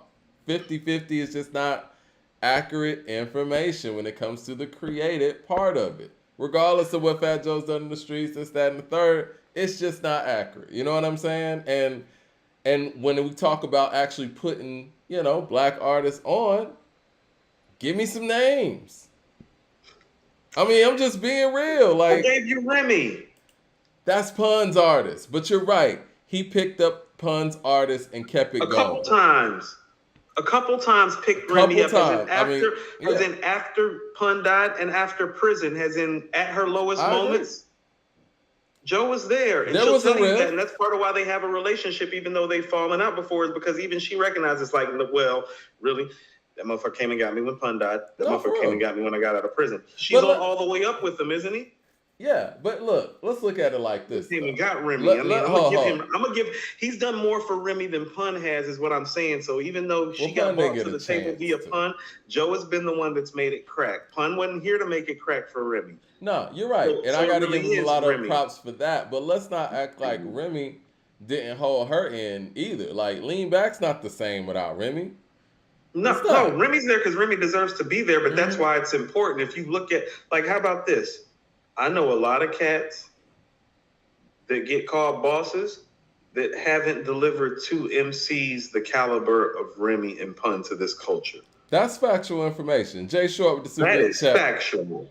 Jay Short with the super chat says, not every 90s New York rapper is a legend. Okay. Hold on. How about this? What MC other than AZ has Nas brought to the table that belongs next to Remy and Pun? Like, he brought AZ to the table. Who else that's on that level? Well, the thing is, Nas is a legend himself as an MC. No, forget that, though. I'm talking about putting people on, though. It's like, that's what I'm saying. That's part of the culture, too. That is part of how this works. That's what I'm saying. Joe did the culture thing. He put the people on, but he put on some pretty great people. Like, Pun and Remy's pretty high. Like, that's better than Meek Mill and Wale, wouldn't you say?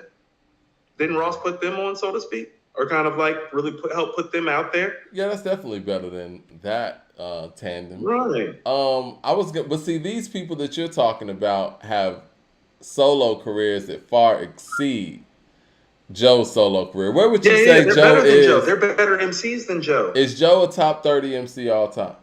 No. Top 50? No. Okay. I will need to go. No, just being honest. Because here's the thing about it. It's like, well, isn't Remy's husband a better MC? Well, Joe? I think in an all-time list, of course, word for word he is, but who has the better catalog and, whatever. I could see that's somebody what I mean. Those contributions matter. I could see, I don't know if he's going to make top 50, though. his catalog supersedes him where he would be on a list higher than Papoose, I think. Do you think that he's better than Ja Rule? Who, Fat Joe? I Yeah. think the verses showed us what that was. No, Do you think Ja Rule's top 30? I don't. Do you think he's top 50? I think he could be top 50. Maybe. I So think if he Ja Rule's better than Joe, and you're saying maybe Ja Rule could be top 50, doesn't that kind of take Joe out the top 50? Yeah, it does. Yeah. And But again, MCing is never part of his thing. That's why I said he's a culture piece. because again, and this is another thing that I would say, because you got the hit record thing here. What would you say is Fat Joe's best verse? Go. I would say that verse on New York is what I remember most about him as an MC. That's a good choice. Yeah. That's a good choice. No, because it's like, how about this? I knew when you see the lineup, it's like, well, it's Ja Rule, Fat Joe, and Jada Kiss. So Kiss is going to have the best verse. He better be closing this song. You know that. Yeah. But Joe's a great anchor on that. I mean, Joe is great in the middle of that relay between Ja Rule, Fat Joe, and Kiss on.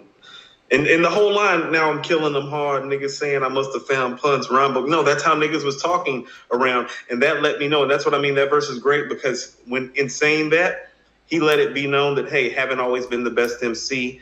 I've gotten better. I'm working at it. But also, too, I hear what's going on in the street still. I'm still connected, even though I myself am a platinum rapper now. I think it's between that and his I Shot Ya verse.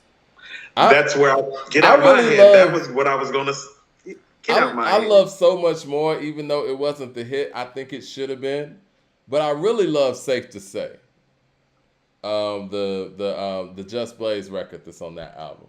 You want to know what I like? And this is just a personal favorite of mine. I love the way that he's spitting on My World because it's like that's when I like that realized record too. Pun had influenced him and got him to freak his flow for the first time and slow down a little bit and chill out and flex a little bit. And he sounded great when he did it. That was the first time that I heard him kind of like chill out on the mic a little bit, and it sounded really dope. And of course, and I knew Pun helped him with it because Pun's on the hook. I'm like, yeah, Pun helped him flow-wise get through that record.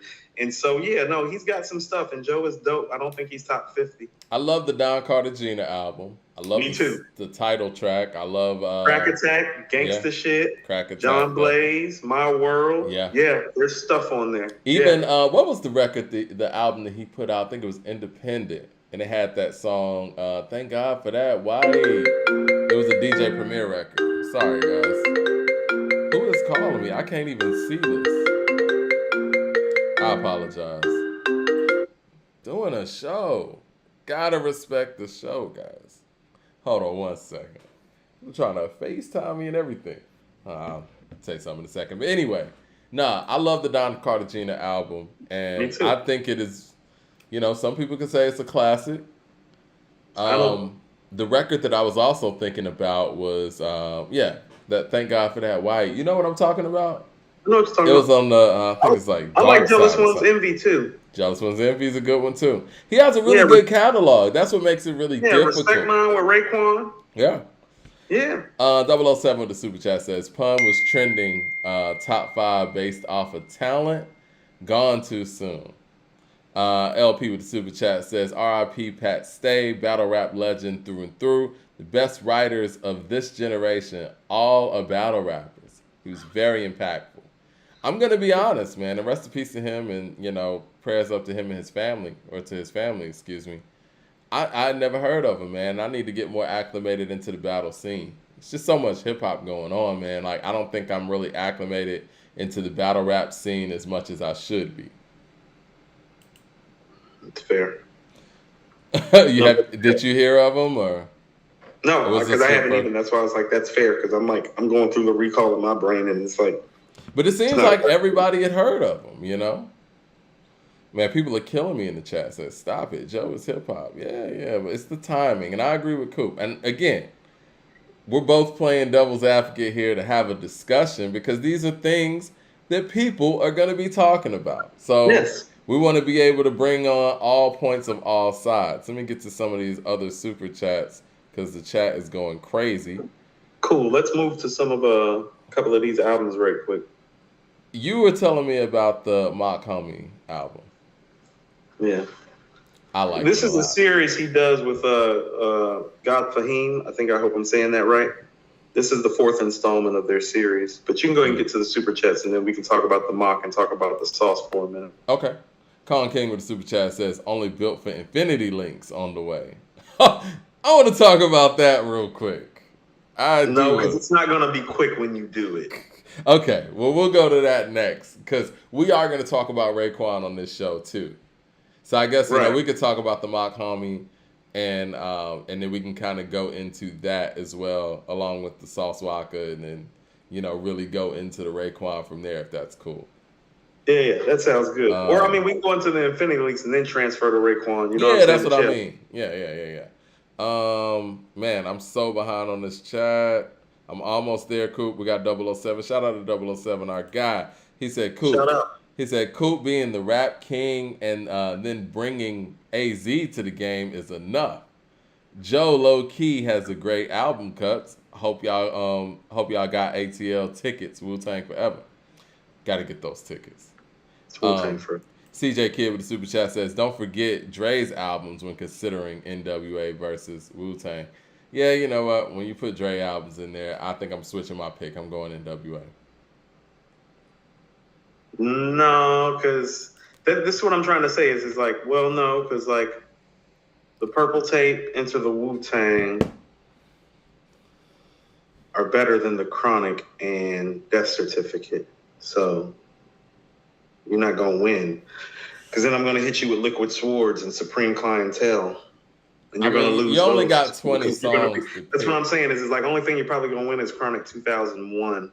Because it's like, I'm going to take Cube's first 2 albums and I'm going to take, here's what I'm saying is that Purple Tape Into the Wu-Tang, Liquid Swords, Supreme Clientele is enough to dilapidate that camp. And then we're going to get into like Iron Man and like Purple Tape 2 and like Wu-Tang Forever and like you're not going to win.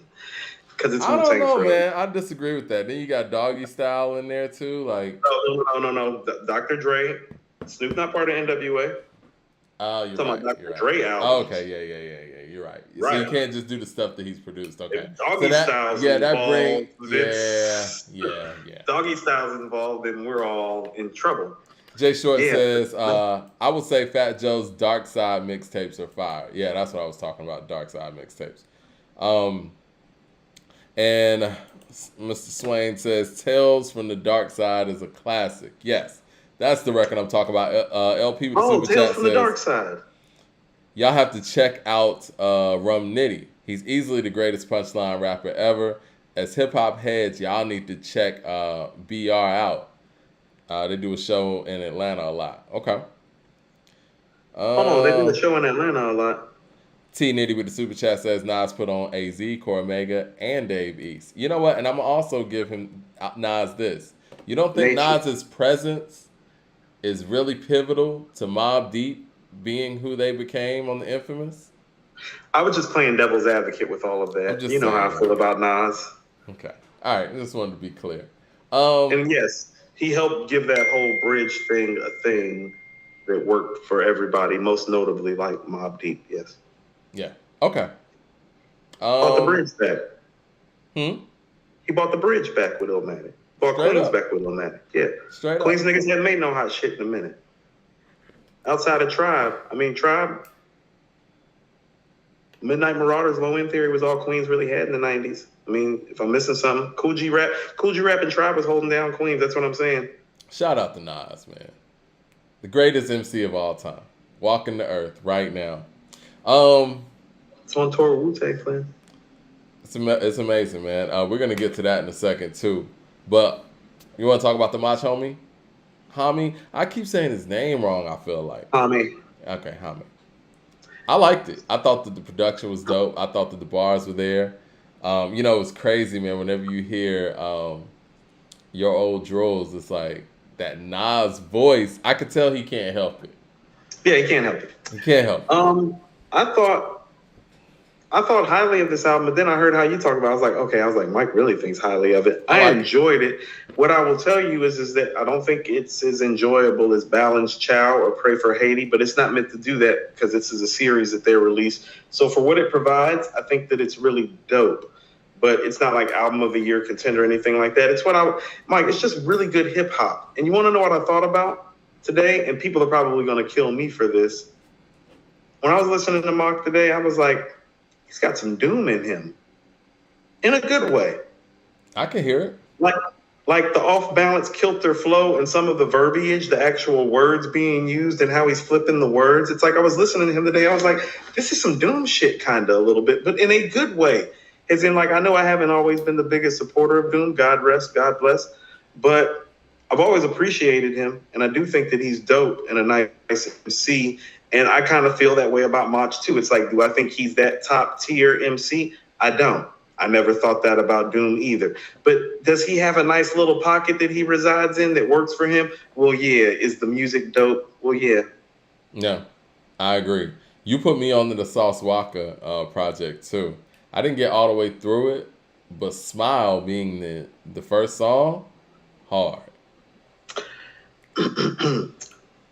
You know what I thought about? I think it's one of the better songs this year. I'm not going to jump out the window too much, but I enjoyed it. I enjoyed Smile. Here's what I tell you about Sauce that I realized when I listened to this project. I got, you know who put me on the Sauce, really? Like, I've been on Sauce, but who really put me on? I went to see Vonnie earlier this year, Mike. Yvonne, you know Yvonne? Yeah. I remember you telling me about that meeting and them putting you on the Sauce Walk. Yeah, so I'm with Yvonne. I'm pretty much with Sean and his sister, and that's like her family. You know what I'm saying? And Sean keep his ear plugged, and he's younger than us. You know what I'm saying? He's a younger dude. Sean about 33, 34. And so, Mad Max said Smile is crazy. Yeah, we doing what we do. The food's on the grill, drinks and tequila's getting poured up, and we doing what we do. We talking shit, and he's got the Sauce videos on YouTube just playing consecutively. And I had heard some of his stuff, but then I saw the imagery. I'm like, I told you, Mike. It's like I walked out of there. I was like, oh no, he really outside, and he's been outside his whole life. It felt like when the streets hit. It smelled and it feel different. It's like it smelled and it felt different when I was watching the visual aid with the music. And I was like, remember, I hit you up and I was texting you from the crib. I was like, we need to talk about Sauce when like his next shit drop or like whatever it is, because he's got the streets. I was like, no. I was like looking at the Maybach. I was looking, I'm like, no, that really is his. That's not rented. I can tell from how folks is leaning and stunting on it. You feel me? Yeah. Like, that ain't when it's rented. It's like you see everybody's away except for the rapper. It's like, no. The niggas with the pistols is leaning on the Maybach. I'm like, oh, no. That's his car because he ain't worried about it getting scratched or dented up or none of that. But also, too, like, and because he's from Houston, I thought about Scarface because he speaks with a pain that really people don't catch because he's got so much sauce, like he's got so much style. But he speaks from a place of pain very much like Scarface does. And he talks about Houston life in a different way than Scarface, but it's the same shit going on that, like the stuff that you're hearing on Mr. Scarface's back in the diary. It's like, no, it's still going on in Houston, and Sauce is explaining it. You can feel he makes them records that you can feel, and it's like for people who might not be familiar with his material, it's like his style could be off-putting, but like I told you offline, it's more in this genre and in this culture. I think substance goes over like technicalities a lot when it comes to the soul of it.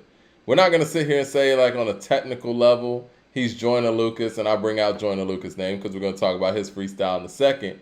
But you feel his shit different. It's that connectivity that Coop and I talk about all the time. You want to know what it is? He makes you feel him. And here's the thing about it. Now, here's what I will say.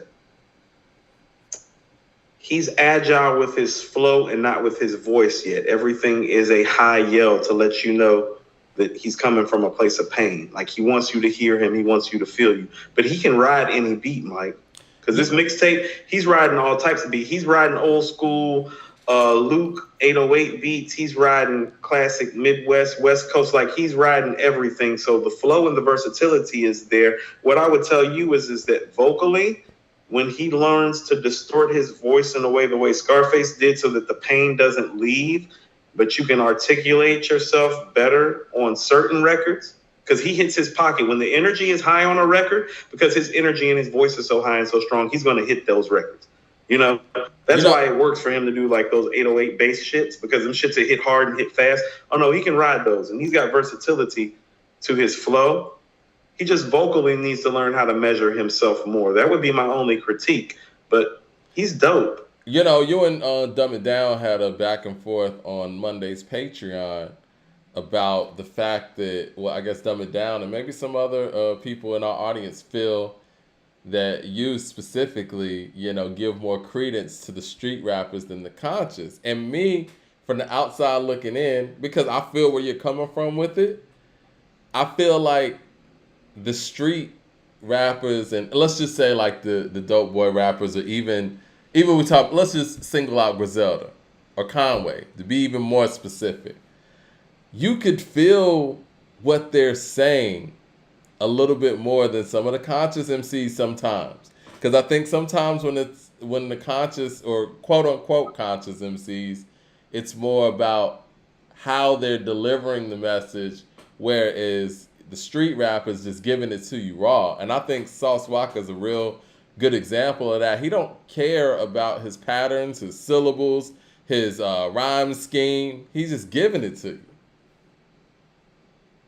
Yeah, and there's nothing wrong with both of those things. Like, I mean, the greats do both. You know what I mean? But I'm just saying the conversation, the debate with Dumb It Down on Patreon, on our Patreon show on Monday, actually made me go listen to Mathematics for the first time in probably about a year or so, and I was thinking to myself, it's like, man, this shit is fucking brilliant. It is. But here's what I'll submit to you, and this is what I mean. Do you feel it the way you feel Never Seen a Man Die by Scarface, though? I was going to single out what's Beanie the better Sigel. Record? No, what's the better record? Never Seen a Man Die? It's not even a competition. By Mos Def. And I'm a it's huge not Mos even Def a conversation now, is it? And that might be Mos Def's best rap record. It's one of them. Would you even say... when I listen to Mathematics, Mike, it's his best rap record. Would you say that Feel It in the Air is better than Mathematics?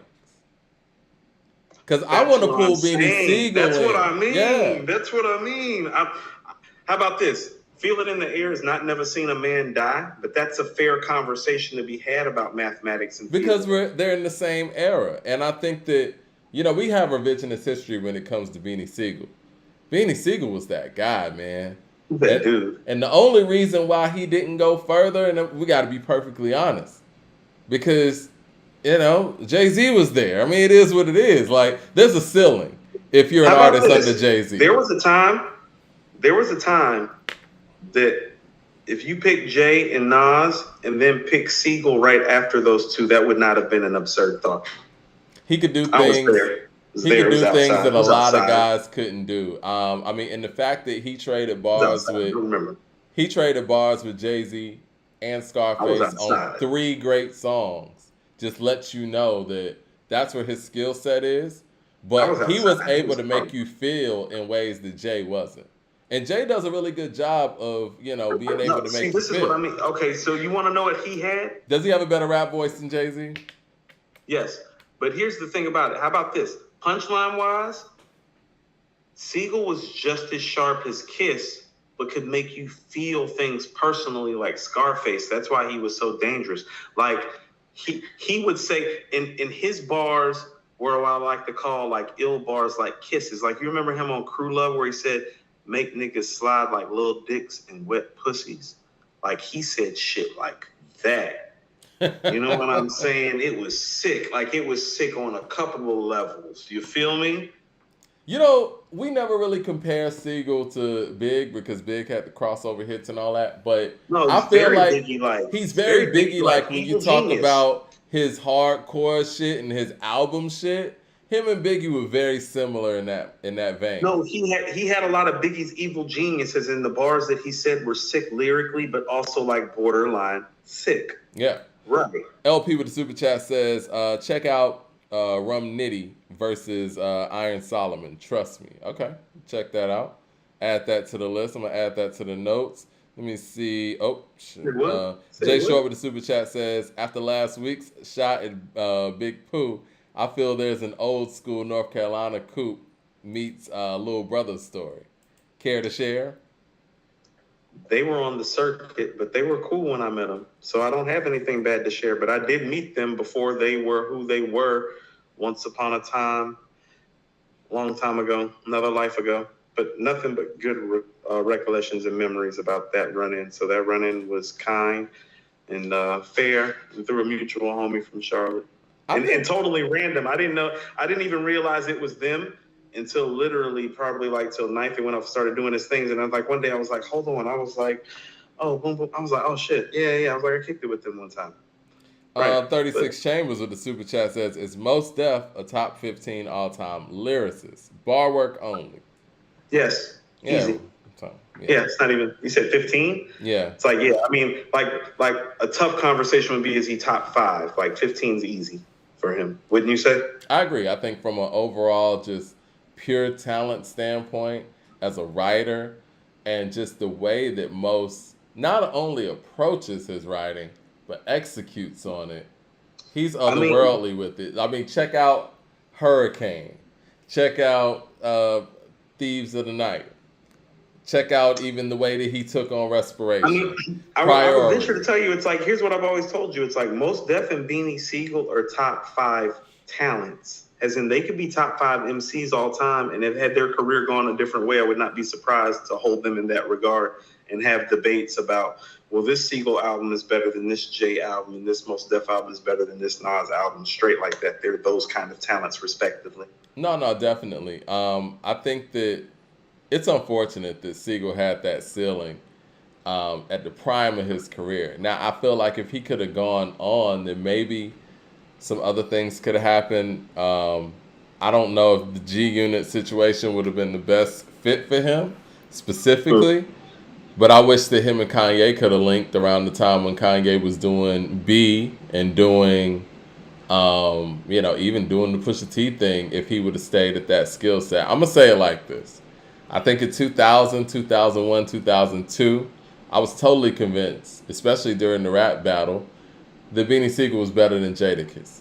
And that's not a slight on Jadakiss, that's just saying what it is. No, I thought it was comparable, and then, like the Put Your Hands Up freestyle came out where Beans like spazzed out for, how about this? Yeah. People keep bringing up the God Did verse. Beanie Siegel's bar work on the Kiss the Game Goodbye freestyle is about 4 minutes of bar work that is way superior to Jay's bar work on God Did. Tell me I'm wrong. And he's dissing Kiss on top of it. Cool. You remember the Napster days when we used to download? I still have the Empire Strikes Back CD, Mike, sitting over here in the crevice in the basement. I'll go pull that shit out, because the only reason I even keep that CD is because the Kiss the Game Goodbye freestyle is on there. I'm gonna have to go on YouTube and do some searching, and maybe some people in the chat probably have it themselves. Yeah, to cut the beat off, Mike. I remember seeing Beanie Sigel freestyle for like 10 minutes in Philly. You know what I'm saying? Going at Kiss. Multiple times. Multiple times. Mike, not a time or two. Yeah. No, Mike, not a time or two. Not a time or two. Regularly. Yeah, Sigel 1,000 bars. Is that what it's called? Mike, when the Kiss the Game freestyle is going off, he literally had ran the reel off the original version of the instrumental. And you can hear him saying, nah, fuck it, I don't want to stop. Yeah, and it kept going. Like, they had to turn down the volume on. Running for 4.5 minutes straight. You've literally been dissecting and obliterating one of our game's best MCs while you're doing it. That's why when people talk about that God Did verse, it's like, niggas do that when they really black out, right? Like when they really black out. Like that Kiss the Game Goodbye freestyle, that's a blackout, Mike. That's one of the best disses ever. That shit is exciting. Spitting candy bars. These niggas sweeter than a Hershey Kiss.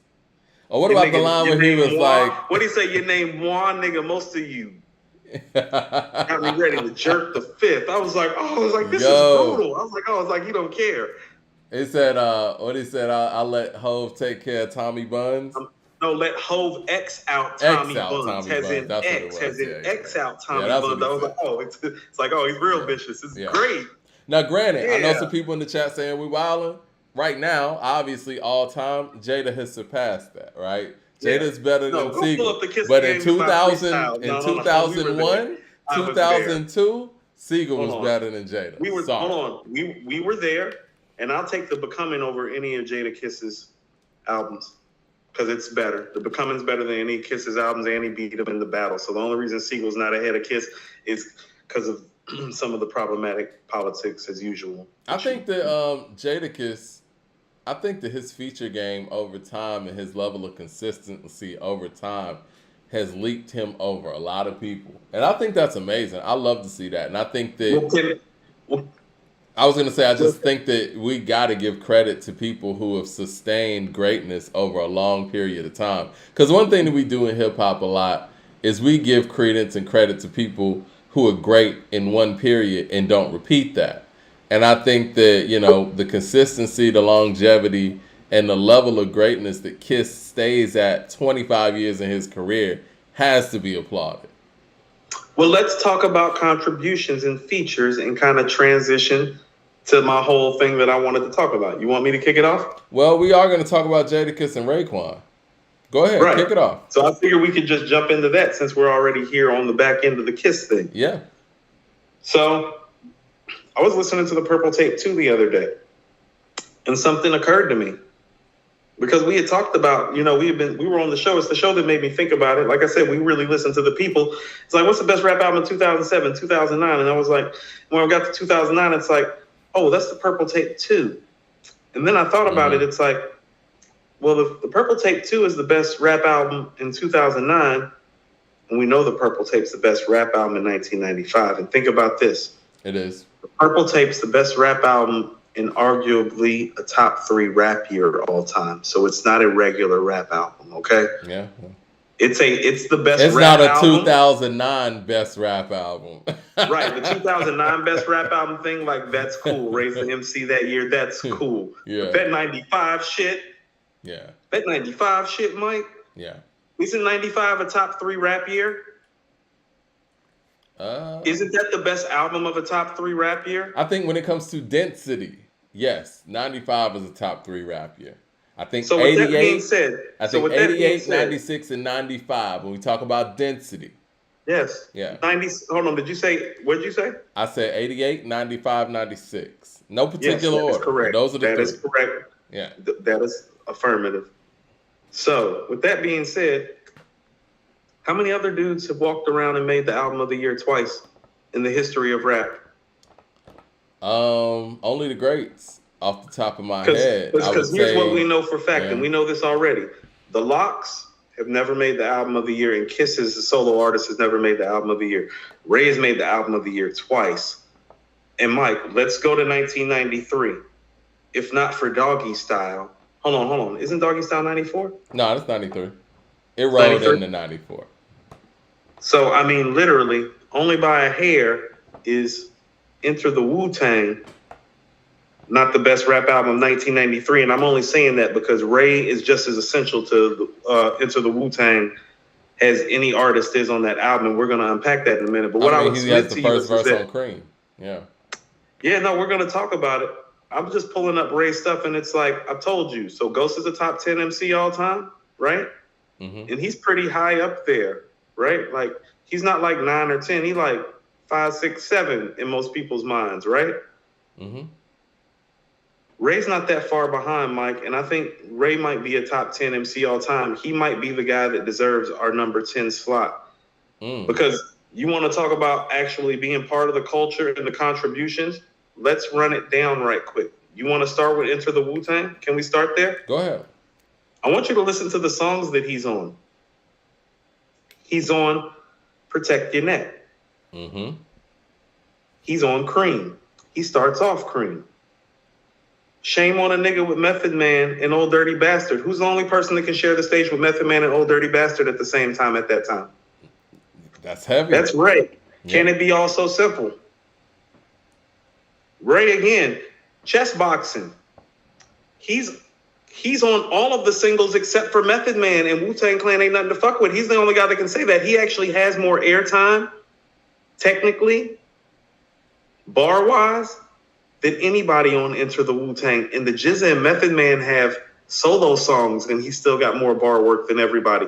Method Man has the most work between the hooks and the solo song and the verses, but just verse to verse to verse, Ray's the guy. You know what? And it's funny you say that because I never really looked at 36 Chambers in that way, but I always view Wu-Tang Forever in that way. I'm like, Ray is everywhere on this album. No, yeah, that's who he is in the group. He's the guy. Yeah, you're right. He's the guy that you can put everywhere. He starts off these records and everything.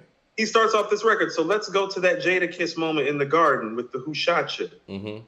You telling me Ray dropping the Cream ain't gonna have the same effect? You telling me if the Cream beat drop and Ray come out and they do the old school version with Old Dirty Bastard singing the vocals like on the instrument, telling me it's not the same effect. Tell me when he drops Incarcerated Scarfaces, it's not that same feeling. So he can do a lot of the things that Kiss just did in the garden. Yes, he can. Because here's what he has. Oh, he's got a comparable voice to Kiss too, if not a better one overall. How about that? I don't know if he's the performer that Kiss is, but that's about it. But when we talk about that's it. Yeah, but when we talk about the material, I have to put Ray over Kiss. I have to. No, Andrell Green with the super chat says, "Dope that y'all giving Beans his flowers. I always felt like the reason was the precursor for the Blueprint sonically. Yeah, a lot of those beats from the Blueprint were supposed to be Beans, according to Kanye West."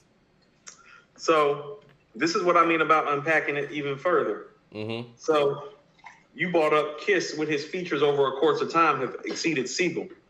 Well, they haven't exceeded Ray. Can I interest you in John Blaze, where Kiss and Ray are literally right there next to each other in the third and fourth verses, right? Mm-hmm.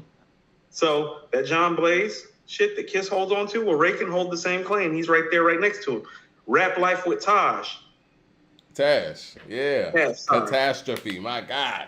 Hold on, listen to this. Mike, how many guys got two classic joints with Outkast? Because he's got Skewing on the Barbie and Royal Flush. He's on Aquemini. And kind of like he's on Aquemini. I told you, Aquemini and the Purple Tape as far as all time. So I was going to say, just like how Nas is to the Purple Tape, he's the only outsider on Aquemini. My head. He's the only outsider on the South's Best Rap album. Yeah. Only guy. Aquemini is the South's Best Rap album. Only one New York nigga is on the album. Who is he? Yeah, it's right. Name is Chef Raekwon. This is what I'm talking about. Hold on. Can I interest you in the fact that even though he is not all over Supreme Clientele, what is the first single off of Supreme Clientele? Apollo Kids. With who? With Ray? Yeah. Hold on. Can I interest you in the fact that although he is not on Bulletproof Wallets the way that he is on Iron Man, what's the first single on Bulletproof Wallets? Yeah. It's never been the same. He's on the cover of Bulletproof Wallets too. It's Ray. No, hold on. To me, the Hilton is one of the most impressive moments on that album. He's on there too. The original version of Flowers, Ghost Showers. I mean, no, not Ghost Showers, Flowers. We're about to have a whole Ghost and Ray conversation right quick. That's about to unpack a lot of things too. I just want to run down the work. Well, hold on. RZA and Deck are on a track with Meth on Tikal, but only one guy gets to stand next to Meth on Tikal, and that's who? Yeah. Meth versus Chef. That's Chef, yeah. Ain't no Wu-Tang. He not on the Wu-Tang song on there. That's Deck and RZA that's on the Wu-Tang song. It's Meth versus Chef, as in Method Man is being looked at in the light that Nas and Biggie are at the time, but within the clan. You know who Method Man is to Wu-Tang? Method Man is Snoop Dogg to Death Row at that point. Correct. Yeah. But Chef is right there. That's why the record is called Meth vs. Chef. Once again, we have another Method Man and Old Dirty Bastard sighting on Return to the 36 Chambers, and who's the only guy that can fill in once again? Yeah, it's Ray. It's Ray on Raw High. I don't know what Wu-Tang... fuck with Dirt and Method Man. That's too much. Listen to this. How about this? There's never been a group in rap history that's had 2 stars. Fuck the bar work. 2 stars the caliber of Method Man and Old Dirty Bastard. But who's the guy that's right behind them? If Method Man and ODB do not exist, he is the front man for Wu-Tang Clan. And in a lot of ways, he's the glue guy because they're star players. They go do highlight reel shit. I will gripe with you on this. You're right. From 93 to 96, definitely Ray. I think Wu-Tang Forever, Ghost start becoming that star that he, ended up being. But yeah, you're right. Wu-Tang at their height, when all the great Wu-Tang shit's coming out, Ray's number 3 on star power. We ain't even talking He's about number 3 lyricism. on star power. Yeah. But here's what I'm saying. He's the guy putting in the most bar work. He's the one that's on all the singles. He's with Ghost on Can It Be All So Simple. Right. He's with Deck on Cream. He's with Meth and Dirt on Chest Boxing. He's with Meth and Dirt again on Shame on a Nigga. He's the only one standing next to everybody like, yeah, you can put me anywhere. We're not done yet. Mike, the Infamous, which came out the same year. Yeah. He's right next. Who's rhyming after Nas on Eye for an Eye? It's him. Who's going back and forth with Ghost on Right Back at You? He's on Mobb Deep album flexing with Nas on Run Track and Ghost on another. The Infamous is probably the second best rap album in 1995.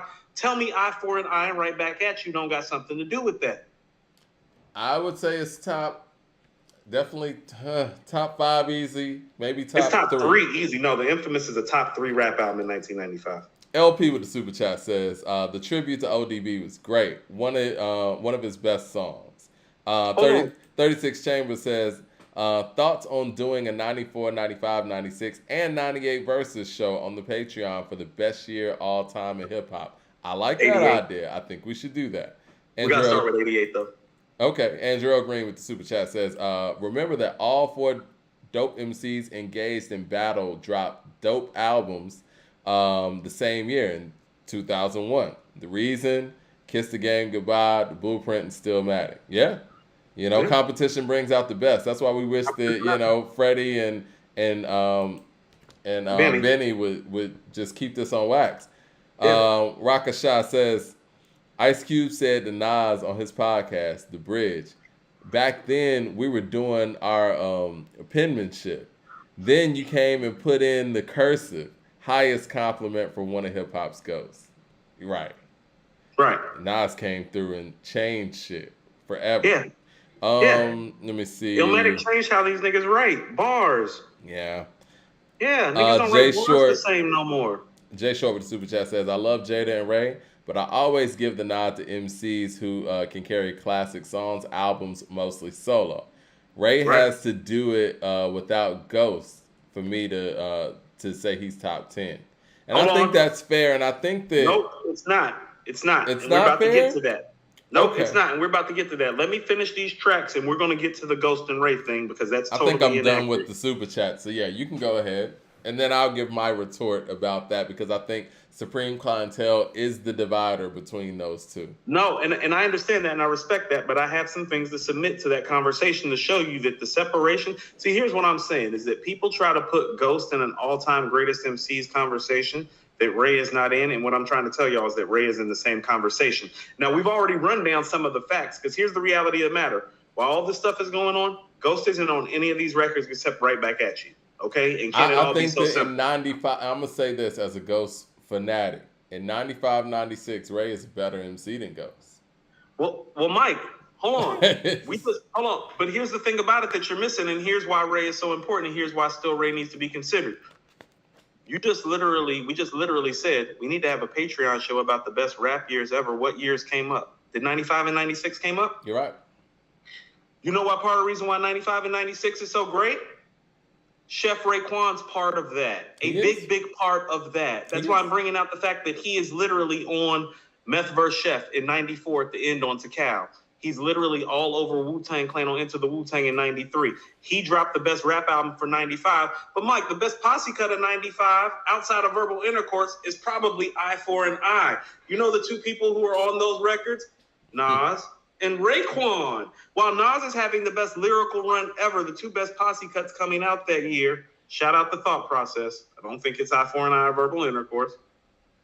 But in 95, yeah, it's not better than Verbal Intercourse or Eye for an Eye. It's not, Mike. It doesn't live on like it does. It's just a Southern bias thing. You got to accept it. It might be a Southern bias. That's why I'm making faces. No, it's 1995. It's definitely a Southern bias thing, but Eye for an Eye and Verbal Intercourse is, remember, totally different than Thought Process, and you know it. It's just part of the bias that came with the times. You got to accept it. So he's right there on that. Then, Mike, this is what I mean. Look, I feel like I need to make a poll. Mike, investigative reports off Liquid Swords. It's Ray again. Can I interest you on Hell on Earth the following year in 96?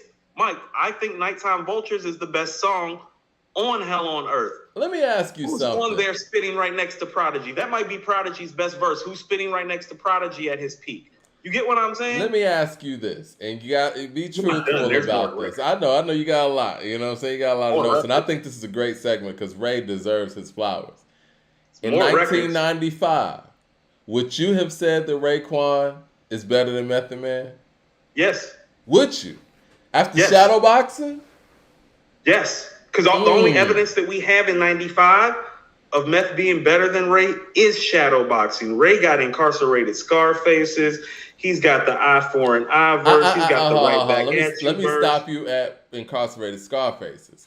We know Meth is better than Ray technically. We know Meth has a better voice and delivery and is technically even a better lyricist, but he's not delivering like Ray is in 95. I could throw you on Nas level in 95. I could throw you Bring the Pain. You throw me Incarcerated Scarfaces. Which is the better song? Bring the Pain. I've always told you Incarcerated Scarfaces. The best three solo songs that have ever come out of that camp are Bring the Pain, Brooklyn Zoo, and Incarcerated Scarfaces. It's all about how you feel. Pick a record. I'm going, and I'm a huge Incarcerated Scarfaces is 3 versus 2. I think Bring the Pain, I'm going there. And what about the fact that he had You're All I Need? Does that not give Meth some more juice? You want to know what? I'm going to give him some juice because he's part of why the Purple Tape is so important, because that hook on Ice Cream and that hook in that verse on Wu Gambino's, the shadow boxing thing. I told you, Mike, that little back and forth with the Jizz on Living in the World Today. He was on the What, too, since we're going to bring in Mobb Deep stuff. He was on the What. He's the only feature on Ready to Die. That's what I'm saying. So we're going to talk about 94, 94. Because Tikal came out in 94, so I'm only matching him up with his solo stuff. If Meth is on Big and Nas level 94, 95, 96, so is Ray. How about that? I don't know, man. I'm going to be honest with you, Coop, and maybe because Method Man was like my first favorite rapper. In 95, I'm not saying that Raekwon's better than Method Man. Okay, so if you don't feel that way, that's fine because he's still not the star that Meth is. Meth is a Snoop Dogg type of level star. But what I'm trying to tell you is that, well, it's close enough and conversational enough that it's real. And so Meth in 95 is being looked at in the light that Biggie and Nas are being looked at. And what I'm telling you is that around that time, well, no, Ray deserves to be looked at the same way because what I'm telling you, he's the central piece to Enter the Wu-Tang being a classic, the Purple Tape being a classic. And now, hold on, I'm not done yet. Let's get into a couple more records. The Freakin' You remix with Jodeci. Ghost is on there too, right? Hold on. How many MCs have gone back and forth with Slick Rick? Because I can only think of one. Back and forth. Know who it is? Back and forth. Who's done a back and forth with Slick Rick? Raekwon on Frozen. He's the only guy to ever get a back and forth with Slick Rick. They're literally trading bars, Ray and Ghost style. Yeah.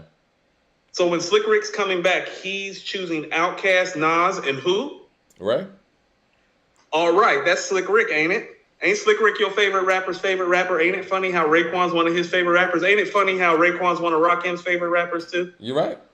Listen, this is the thing. You really champion people who go to work as you should. And Raekwon goes to work more than anybody in the Wu-Tang. Hold on. We're not done yet. Can I interest you in Gorgeous off my beautiful dark twisted fantasy? How many classic rap albums has this guy blessed? That's a good question. How many classic albums is Raekwon on?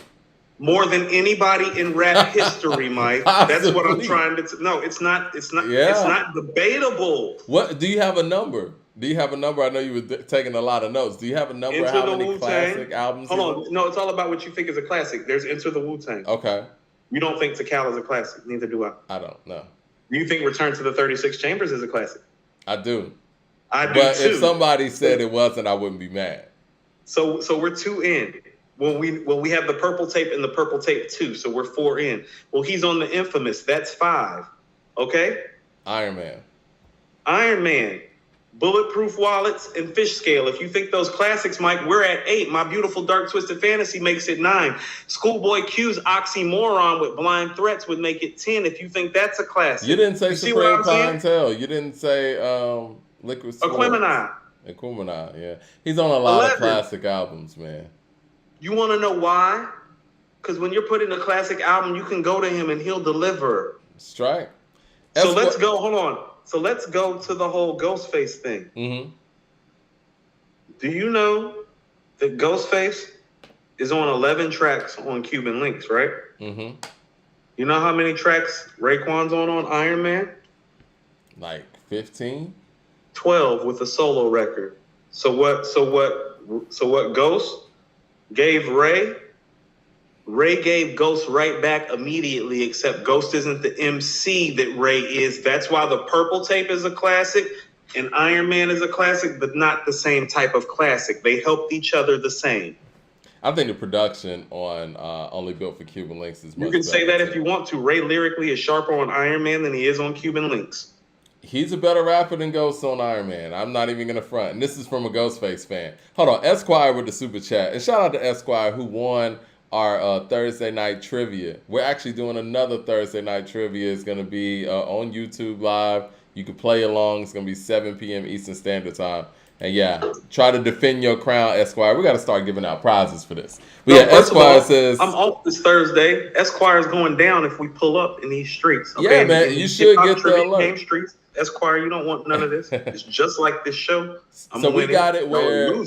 We got it with a Facebook audience, the YouTube audience, and another audience. It's all going to be playing Everybody that want to take time. These L's from Coop can take these L's, Mike. You can take these L's from trivia however you want. You can take your L on Facebook. You can take your L on YouTube. No, everybody's playing at one time, and it's like there's a cumulative score of everybody who's playing. The YouTube audience, I got to be frank, the YouTube audience dominated the Facebook audience. A lot of people losing when I pull up. That's all I got to say. Well, Esquire, you're not winning nothing when I pull up. You hear me? Esquire with the super chat says, love Ray, but we can't act like Immobiliarity and Lex Diamond's story didn't happen. Outside of his classic work between 93, 98, and Only Built for Cuban Links 2, what else has he done? Well, this is what I was about to say. Mm-hmm. So let's get to that. Well, what I would tell you is that, well, if Ghost is the greatest MC of all time conversation, like he's in the GOAT conversation, right? Isn't he? I thought so. But yeah, I think so too. Fan. A lot of people feel like his catalog, his work, and that's viable. None of those guys have had help like this because here's what I'm trying to say. Well, Ray is on 12 tracks on Iron Man, but Mike, he got 5 tracks on Bulletproof Wallets. Okay? He's got 5 tracks on Fish Scale. Mike, outside of Supreme Clientele, Ghost has had help from Ray the entirety of his time. All his great stuff outside of Supreme Clientele has Ray all over it. So part of the stature that he's held in the light of these albums, go listen to these albums. When you go listen to Fish Scale, the best stuff that is on Fish Scale outside of Shaky Dog is the stuff where Ray is on. If you go listen to Bulletproof Wallets, Mike, the best stuff is the stuff that Ray is on outside of a couple of tracks. It's the same thing down the line. So when you're having Ghost in this top 5-10 conversation and it's based on his catalog, listen to this. 12 tracks on Iron Man, 5 tracks on Bulletproof, 5 tracks on Fish Scale, 2 tracks on Supreme Clientele. That's 24 songs that he's been on Ghostface's classics. That's a lot. Meanwhile, on the other side, on Raekwon's 2 classics, Ghost has 11 tracks on the Purple Tape and 7 on the Purple Tape 2. It's 18. He's given Ghost just as much as Ghost has given him. Now, here's where Ghost is better. Ghost consistently, like Ghost's low moment and Ray's low moment is different. Ray's low moment is a 3. Ghost's low moment is like a 3.5 or a 4. So Ghost has made 4 classics to Ray's 2 classics. I think Ray's feature game is better than Ghost's too. Exactly, but if you pair the feature game together and then you pair the fact that it's like, well, the best rapper on Iron Man, which is a Ghostface classic, is actually Ray. Yeah. It's a little bit more even than people are saying. If it's 4 classics to 2 and one guy has the classic feature game on all the classic albums and is literally rapping, think about this. How many guys got a back and forth with Slick Rick and 3 records with Nas? So you're saying that Ghost and Ray are more Shaq and Kobe than people say. Yes, that's exactly what I'm saying. What I'm saying is if you got Ghost at 7, then Ray can't be no lower than 12. Andrew Green with the super chat. So wherever you have Ghost, you need to just look back shortly and look at Ray. So if Ghost on my list usually falls about 6 or 7. What I'm telling you, if Ghost is 6 or 7, that means that Ray's about 10. Andrell Green with the super chat says, Coop is right. Top 5 NYC rappers in 95 went like this among my circle. 1 and 2 was Nas or Biggie, depending on your preference. 3, Prodigy. 4, Raekwon. And 5, Method Man. Who's rapping with all of those guys, though, except for Big? Think about it. He's got the joints with Nas, Prodigy, and Meth. None of those other guys can say You're right. And if it wasn't for the issues, he would have been rapping with Big, too. Yeah. Ohio K. He would have been a problem for Big, too, because of how he attacks the mic. Because he has the type... He poses the same Method Man problem. It's like, no, my voice is almost as good as yours. Let's go. Ohio K with the super chat says, Ray also got Shaolin versus Wu-Tang. That is a dope project. And The Wild, which are dope, bro. I really like The Wild. Wild's a dope project. I was bringing up the classic stuff. That's why I bought up Bulletproof Fish Scale and Iron Man and Supreme, because those are Ghost 4 classics. And I bought up the Purple Tape and the Purple Tape 2 to let you know there is some separation in the classic making ability. But what I'm trying to tell you is that the only real separation, Mike, between Ghost and Ray is what? 2 words, Mike. Supreme Clientele. Supreme Clientele. That's the only difference. The only difference between Ray and Ghost is Supreme. And think about this. That's about the moment Ray is on Enter the Wu-Tang and all these guest appearances on the classic albums. Well, see, you know what? Supreme Clientele is the moment for me where Ghost became one of my favorite rappers. Like, I've always been a Wu-Tang that's where he fan, became everybody's favorite rapper. And I was always a big Method Man guy, and I love Blackout with Method Man and Redman. I've been waiting on that album since they did How Hot. But when Supreme Clientele dropped, I was like, oh, man. It was one of those things where it's like, damn it, I hate to admit it. My guy has been superseded. And Method Man was my guy. And I think that, like you said, we kind of take Raekwon's placement in Wu-Tang and as an individual artist for granted because you have so much star power that circulates this group with Method Man, Old Dirty, and then now Ghostface emerging. It's like, right. Yeah, so it's like who's been the guy that's been there the whole time? Raekwon is definitely, and I don't want to say the Jadakiss in the group, but when I say Jadakiss, I mean the consistency.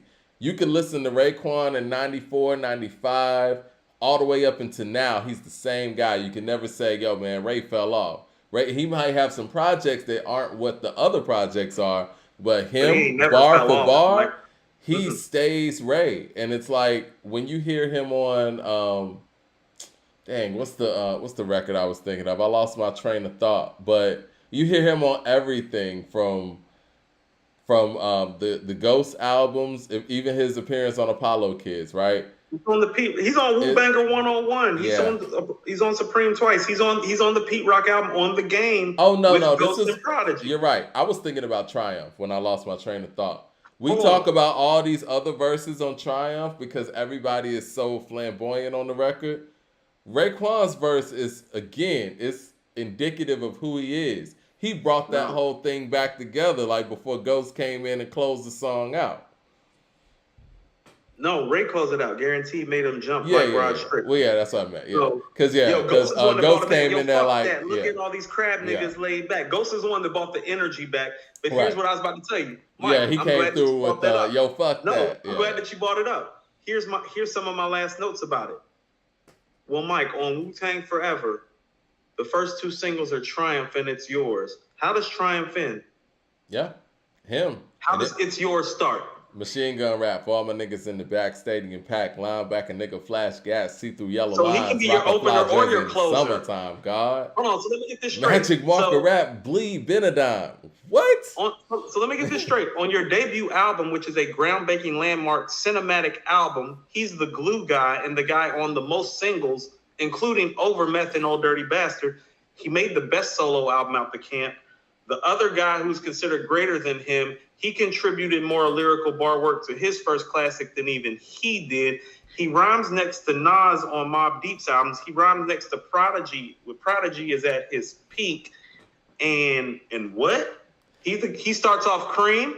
He ends Triumph. He starts off It's Yours. Hello. His resume There's a is reason crazy. for all these things. His resume is crazy. And he's on My Beautiful Dark Twisted Fantasy. And he's on Gorgeous. Get out of my head. He's on Gorgeous. Jay Short with the super chat says Shaq had Jay, Rakim, Prodigy, and Big featured in 95. Shout out to Shaq. An underrated MC. Is Shaq the best athlete rapper of all time? Or are you still going Dame? All right, LP with the super chat says Ray has one classic solo. The rest is placements. It's a lie. I just gave you the work. I just told you Ghost is on 18 tracks on his 2 classics. That's why I'm saying. Okay, so look at it like this. Esquire says, so the Purple Tape 2 is a classic, but not Black Star? Hell fuck yeah. Ain't no 10 bricks or no broken safety on... What? I want you to make that argument for the people. I mean, because people seem to... We can make the argument. House of Flying Daggers, 10 bricks, Broken Safety, Catalina, Me Too with Busta Rhymes. Good night. Master of Our Fate with Black Thought. You know what record I love on that album? On Patreon every day till niggas get this race shit. I think we should play Only Built for Cuban Links 2 on the Patreon too. But yeah, I love that We Will Rob You. Woo, Black Mozart? New Woo. Woo! New Woo is That's what I'm saying. What are you talking about? What are you talking about? Billy Barnes with the super chat says, the only thing undefeated is time. Second to the internet. 3 is the rhyme. Nas still dropping bars of the year. But whack bars still get overhyped. Whose whack bars are y'all talking about? One take? Who did it? So Mike, so listen to where I'm going with this Ray and Ghost thing, because here's what I was trying to submit to you. Supreme Clientele is the difference maker, but not a biggest difference maker as you make, because Ray is a difference maker on Enter the Wu-Tang, which is a better album than Supreme Clientele is, than Ghost is. Okay? Enter the Wu-Tang is better than Supreme Clientele, Mike. That's hard for me to argue. Do I need to run down the songs for you? Yeah, we can do that on another show. But yeah, you don't want, Mike, I'm going to say it again. Cream, Shame on a Nigga, Protect Your Neck, Can It Be Also Simple, Chess Boxing, Wu-Tang Clan Ain't Nothing to Fuck With. That already beat Supreme Clientele, Mike. It's over for Supreme Clientele. But that's without Clan in the front of Method Man. That's without the Jizza and the Method Man solos. So he's the real anchor of Enter the Wu-Tang, and it took me a long time to look at it. Like Method Man and Old Dirty Bastard are your front men. They're front men on Enter the Wu-Tang. Ray's the guy. Ray is the anchor on all of the Wu-Tang efforts. He's the third batter. He is. Yeah. He's the third batter. It's like, we got to let our stars go first and second, but we need you to make it happen. But he's the meat of it all, right? Like how we kind of say about... He's the meat of the greatest lyrical group that ever existed. What does that say about his placement? He made the best solo album. Ghost's first classic album, he sounds better on. I'm going to be honest. Only Built for Cuban Links is the best album to come out of Wu-Tang, period. And that's including the group album. So, and that's his album, you know. The other part of it is that quintessential East Coast MC sound of the 90s. Yes, that's him. Yes. Him and Prodigy. Yeah, him and Prodigy. I was just about to say that. Him and Prodigy, they just immortalized that East Coast MC of the 90s. Like when you think about that's where that, it got immortalized. That's why Nighttime Vultures is the best song on Hell on Earth. It's like, no, that's Ray in his mafioso storytelling mode, and that's P in his grimy storytelling mode. Yeah. It's epic, and it's Havoc. It's Havoc. Havoc's learned how to make drums like Q-Tip, but he's learned to make them dark and creepy, like for a Mobb Deep sound. It's beautiful. It's a rap moment. Nighttime Vultures is that shit, man. It is, and Ray's part of that. Yeah. He said the first prize guy lit up a tar. I said, right, emotionally approaching this cat like I was supposed to be. Something spoke to me. It was this little nigga poking me. Ohio K with the super chat says, did y'all like Ray's verse on Bulletproof Diaries on LAX? I got Bulletproof Diaries right here and Blind Threats right next to each other in case you wanted some West Coast Ray.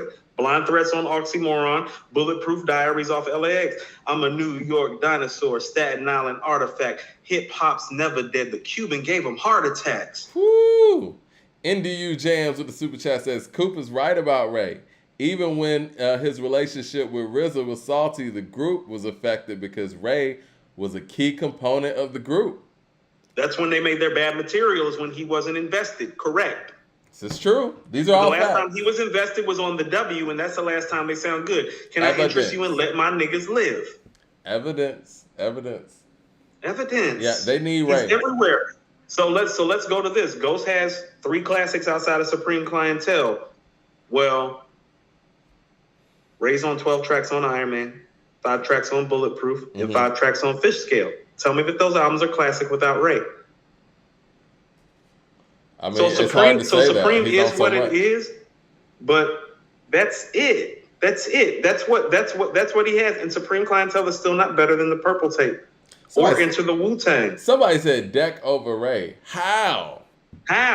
So absurd. In a vacuum, I guess, but so what I'm trying to tell you is that you can't make an argument for that one.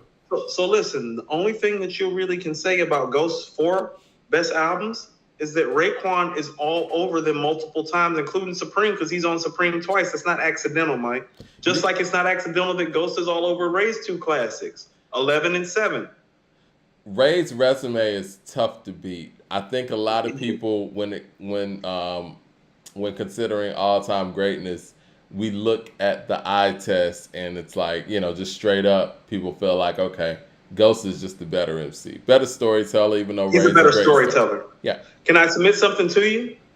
The only thing that he's really better than Ray at is making the album and telling the story. Ray has the better voice and delivery, and the better actual top to bottom catalog in terms of the diversity of it. The solo catalog is Ghost. You feel me? I think that he has a better voice. I don't think he has a better flow. But I feel where you're coming from. I just disagree. Stacks like the International House of Pancakes. The man makes motion and I put that over. I roll like a bat out of hell. Eagle acapels, fly spitting out of my grill. Like the way he came. I go to that same song. Springtime colors. $200,000 lesbians. Yeah, no, Ray's flow is sick. They both got sick flows. They both got sick flows, right? They both got sick flows. Crash through, break the glass. Tony with the Goldie mask. That's the pass. Heavy ice, Rolly laying on the grass. No. You want to know what? That is actually making my point for me. Iron sharpens iron, and that's why Ghost is so high and Ray should be so high. They've made each other so much better. No, I'm gonna give you this. Ray made Ghost better. Now that I would give you in the same way. When you got a classic rap album and your partner sounds like the better rapper on it, you're gonna get better. Yeah. Because that's 2 straight. Because think about it, that's 2 straight classic albums of him sounding better than you. And that duo, and I know people are gonna take this the wrong way, but the way that Michael Jordan made Scottie Pippen a better defender by the fact that Pippen was out there having to guard him in practice, that's how Ray made Ghost better.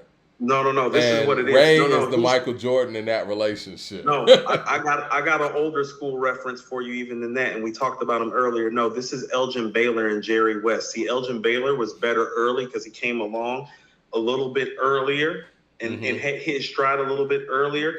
Jerry West ended up being the greater all-time player, but if you really were to look at it on a scale, it's like, well, Jerry West is like the 14th or 15th best player of all time, and Elgin Baylor's like 19 or 20. You feel what I'm saying? But they played right next to each other, averaging comparable numbers.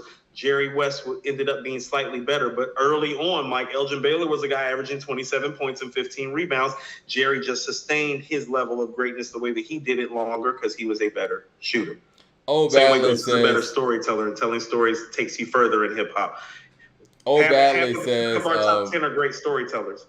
You're right. Hold on, let me get these super chats. Badley says, Ray has some really bad albums. He needed more Ghosts. I think the thing is, too, when we look at Ray as a solo artist, I think certain people are just solo artists, right? And I don't know if Ray is the strongest solo artist, but he's such a great glue guy, and like you said, such a great foundation and the meat of things.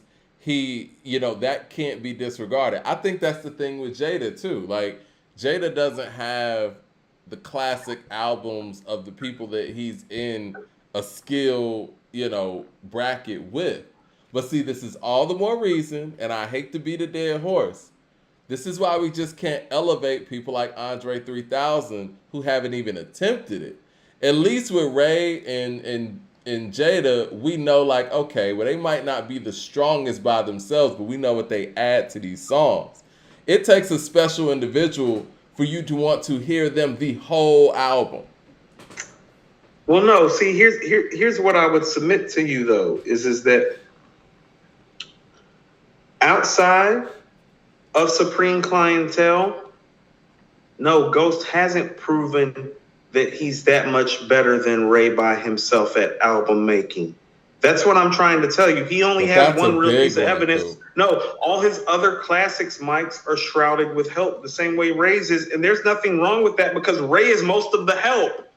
That's what I'm trying to say, is that most of Ghost's help for these classic albums outside of Supreme is Ray. That's why it's so classic, because it's them. Because when they get together, it's classic results. Look at when they're together on Enter the Wu-Tang. Can it be also simple as magic? Look at them on the Purple Tape. It's magic. Look at them on Iron Man. It's magic. Look at them on Bulletproof. It's magic. Look at them on Fish Scale and the Purple Tape too. It's magic. They're magic together. And here's what I want to submit to you before we have to get out of here in a minute.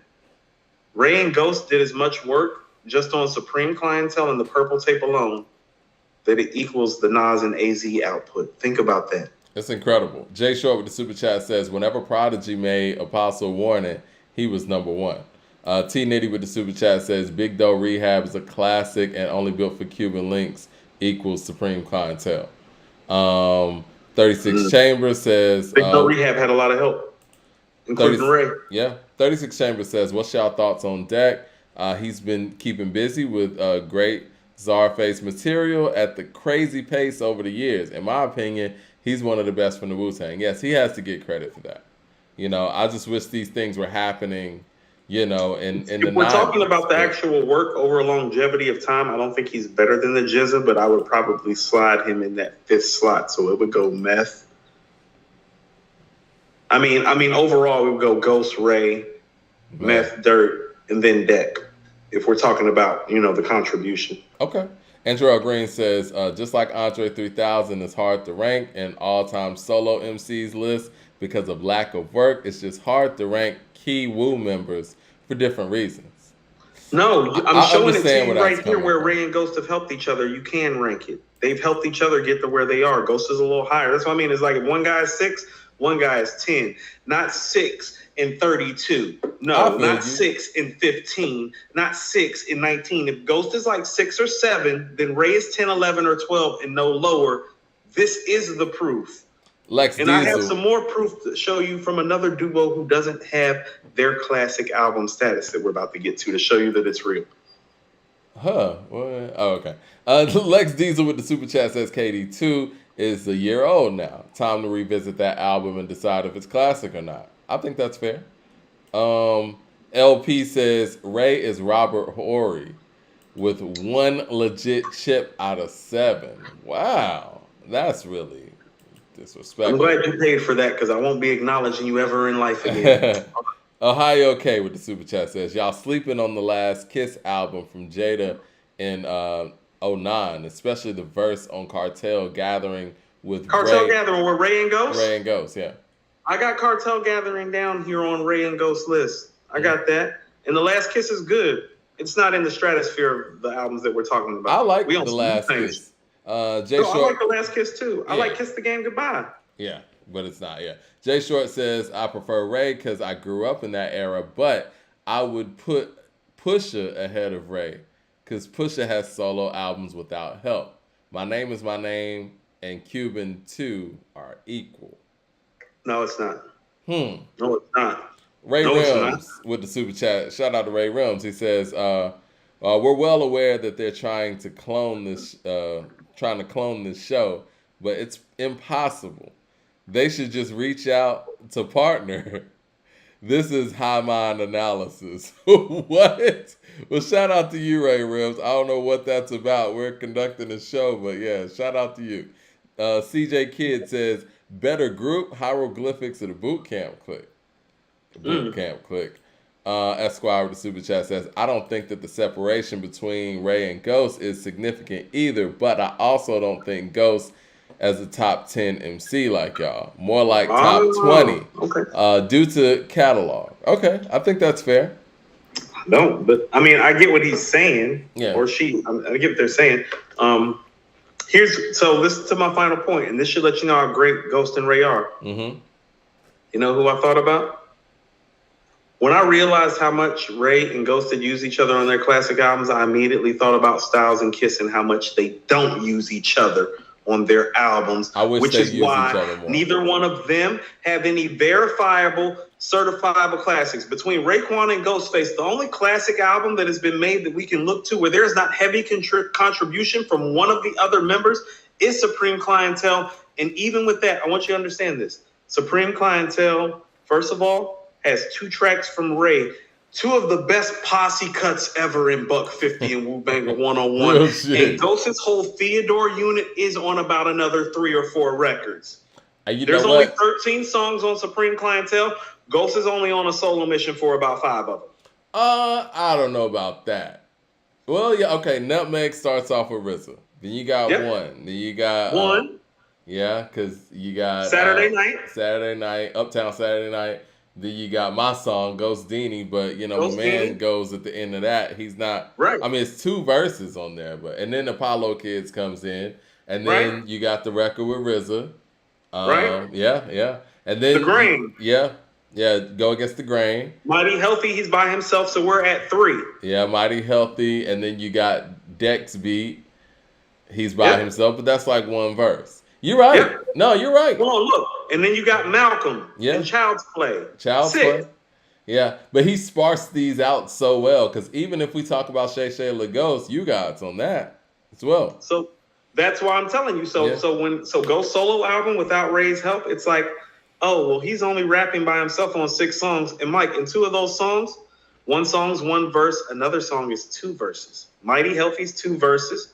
And then the joint you're talking about. And Uptown Saturday Night's 1 long story. Mm-hmm. So when you're talking about like the solo mission of it, what I realize is that the reason why Ray and Ghost have made so much classic shit is because they realize that collaboration usually make the best rap material unless you're fucking making Illmatic and AZ spitting on Life's a Bitch. Other than that, all these other great rap albums have collabs. Let's not get too far ahead of ourselves. Style. You want to go to Doggy Style with some Serial Killer and Doggy Dog World? I hear what you're saying.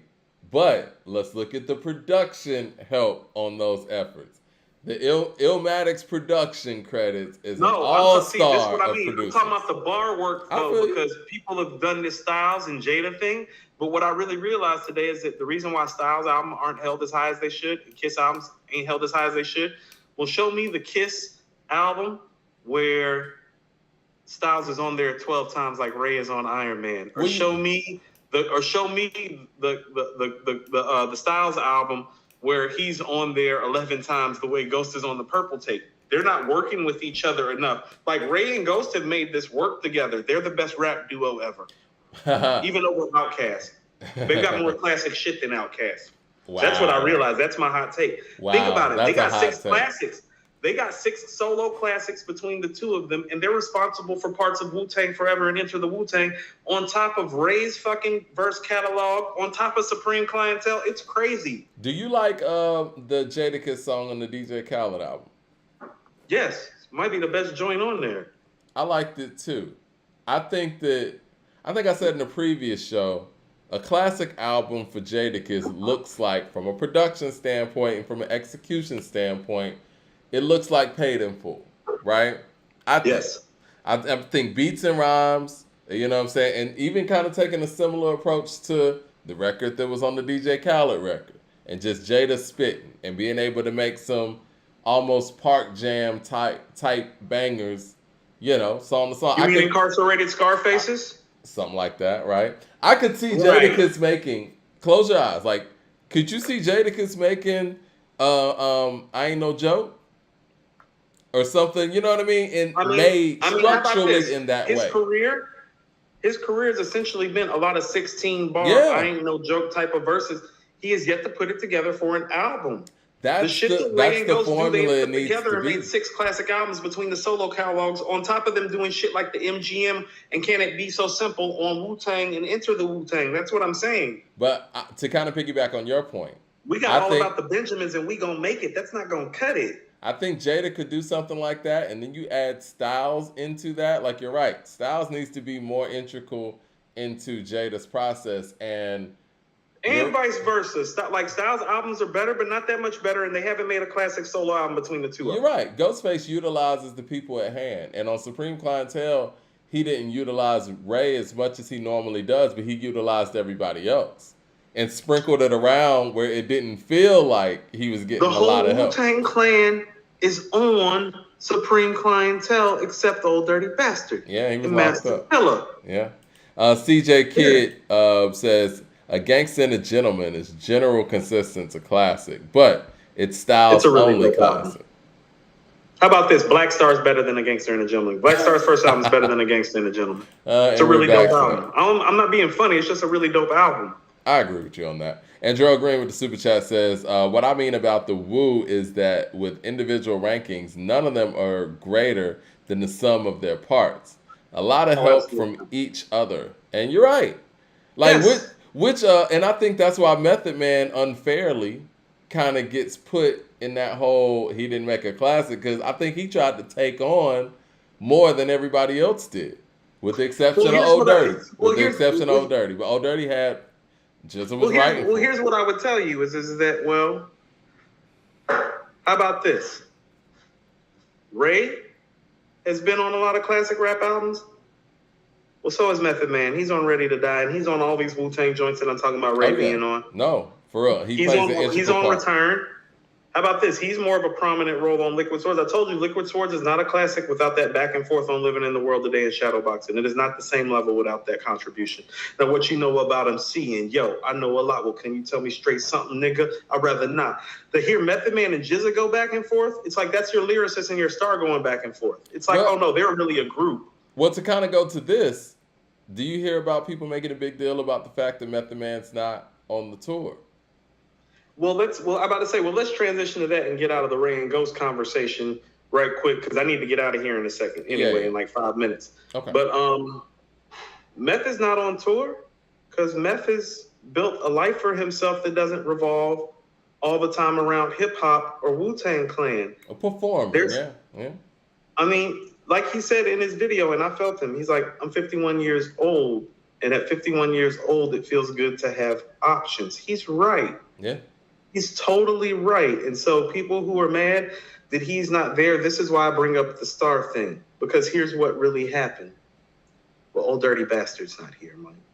Yeah. Method Man's not on the tour. The two stars of the group, like I told you, you've never seen a group with two stars like that as your front men. Your two front men are Method Man and Old Dirty Bastard. Well, they're not there. That makes Ray and Ghost the front men. Yeah. Ray and Ghost, for even how we espouse about them, that's more the lyrical side and the street side. Well, I think it goes really well. Like you can't play Mariah's vocals and have ODB come out and say me and Mariah go back like babies with pacifiers, or I'll be there for you, or hear pieces of How High, or some of the hits that Meth has done. And so the fans that are feeling like it's a detraction, they're not wrong for feeling that way. But that's life. This is Wu-Tang Clan. They came out in 1993 when they were in their 20s. That means they're 50 now.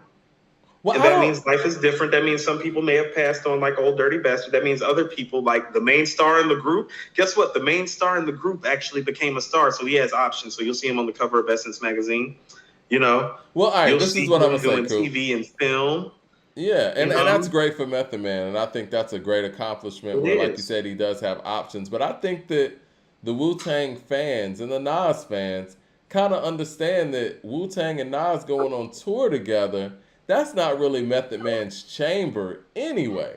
If you want to talk about Nas and Wu-Tang together, the first thing I think is Ray, Ghost, Inspector, GZA. This is a lyricist tour. Not to say that Meth ain't a lyricist, but I think Method Man's the one Wu-Tang member that walked a different path and was collaborating with guys that nobody else in those chambers were collaborating with. Now, Ray is different because Ray collaborates with everybody. That's part of why he's missed on this tour, though, is because he offers a different element. Because how about this? Like, this is supposed to be like legendary star power. And so don't get it mistaken. If there's a Wu-Tang and Nas tour, Method Man and Nas are the headliners. And so you just lost half of your headline, which is why Busta's there. And that's an appropriate feeling because he's got more hits than Meth. And he brings some of the energy. And here's the thing about it. Well, he's got tracks with Ray.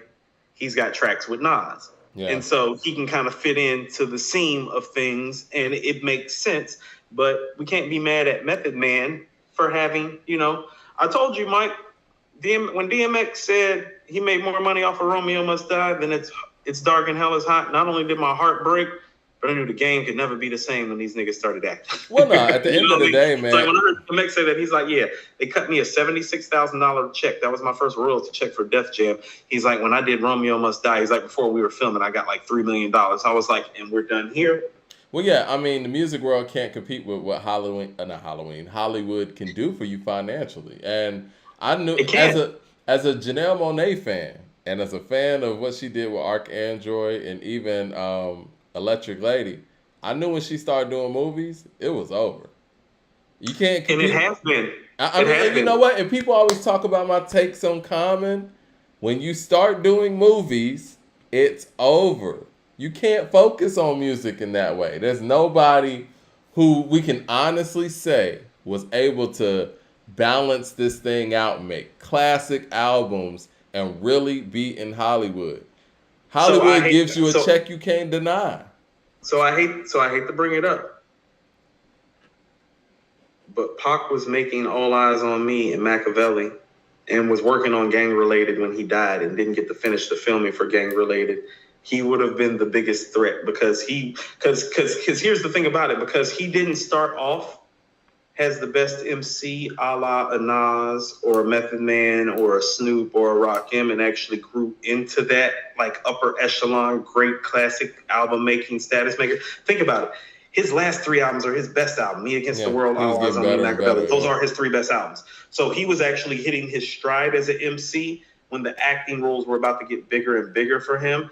And it appears he was going to be the star that was going to handle it as well. But even with that being said, Machiavelli's not as good as All Eyes on Me. But see, I disagree with this fact, Coop. I think that if Pac would have lived, he would have been doing movies. He would. I think he would have been a repeat of what we saw with Ice Cube. You know what I'm saying? Like once the I think he movies loves hit, to rap more than Ice Cube, though. So you wouldn't have been able to keep him from rapping at a whim. Like no, he I would just have think that the survived. level Hold would on. have fallen off a little bit once the focus got more on movies. Because Cube never stopped. You know what I mean? Making Right. music, but I think once the movies start going, the focus got less and less on music, and you were gonna get a couple of hot, Cube joints musically, but the focus is with movies. You know what I mean? And I Pac think was that gonna be great in the streaming era is actually what I thought. Imagine him being a movie star now and just being able to drop a song or two whenever he felt like it. yeah, I could see that. CJ Kidd with the super chat says better catalog Ghostface or Scarface.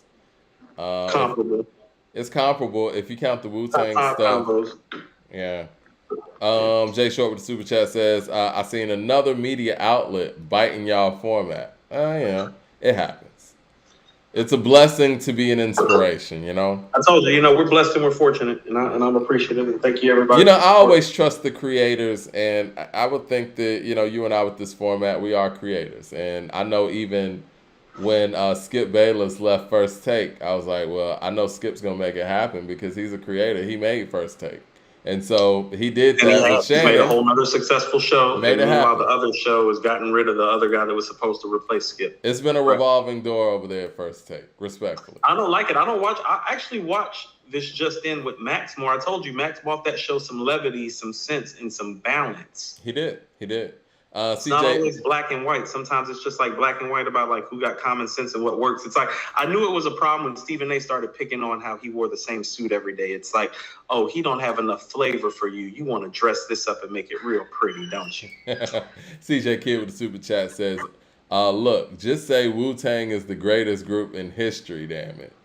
I mean, Rap group. it is what it is. Billy Bars with the super chat says, Jay-Z versus getting broken down by the media.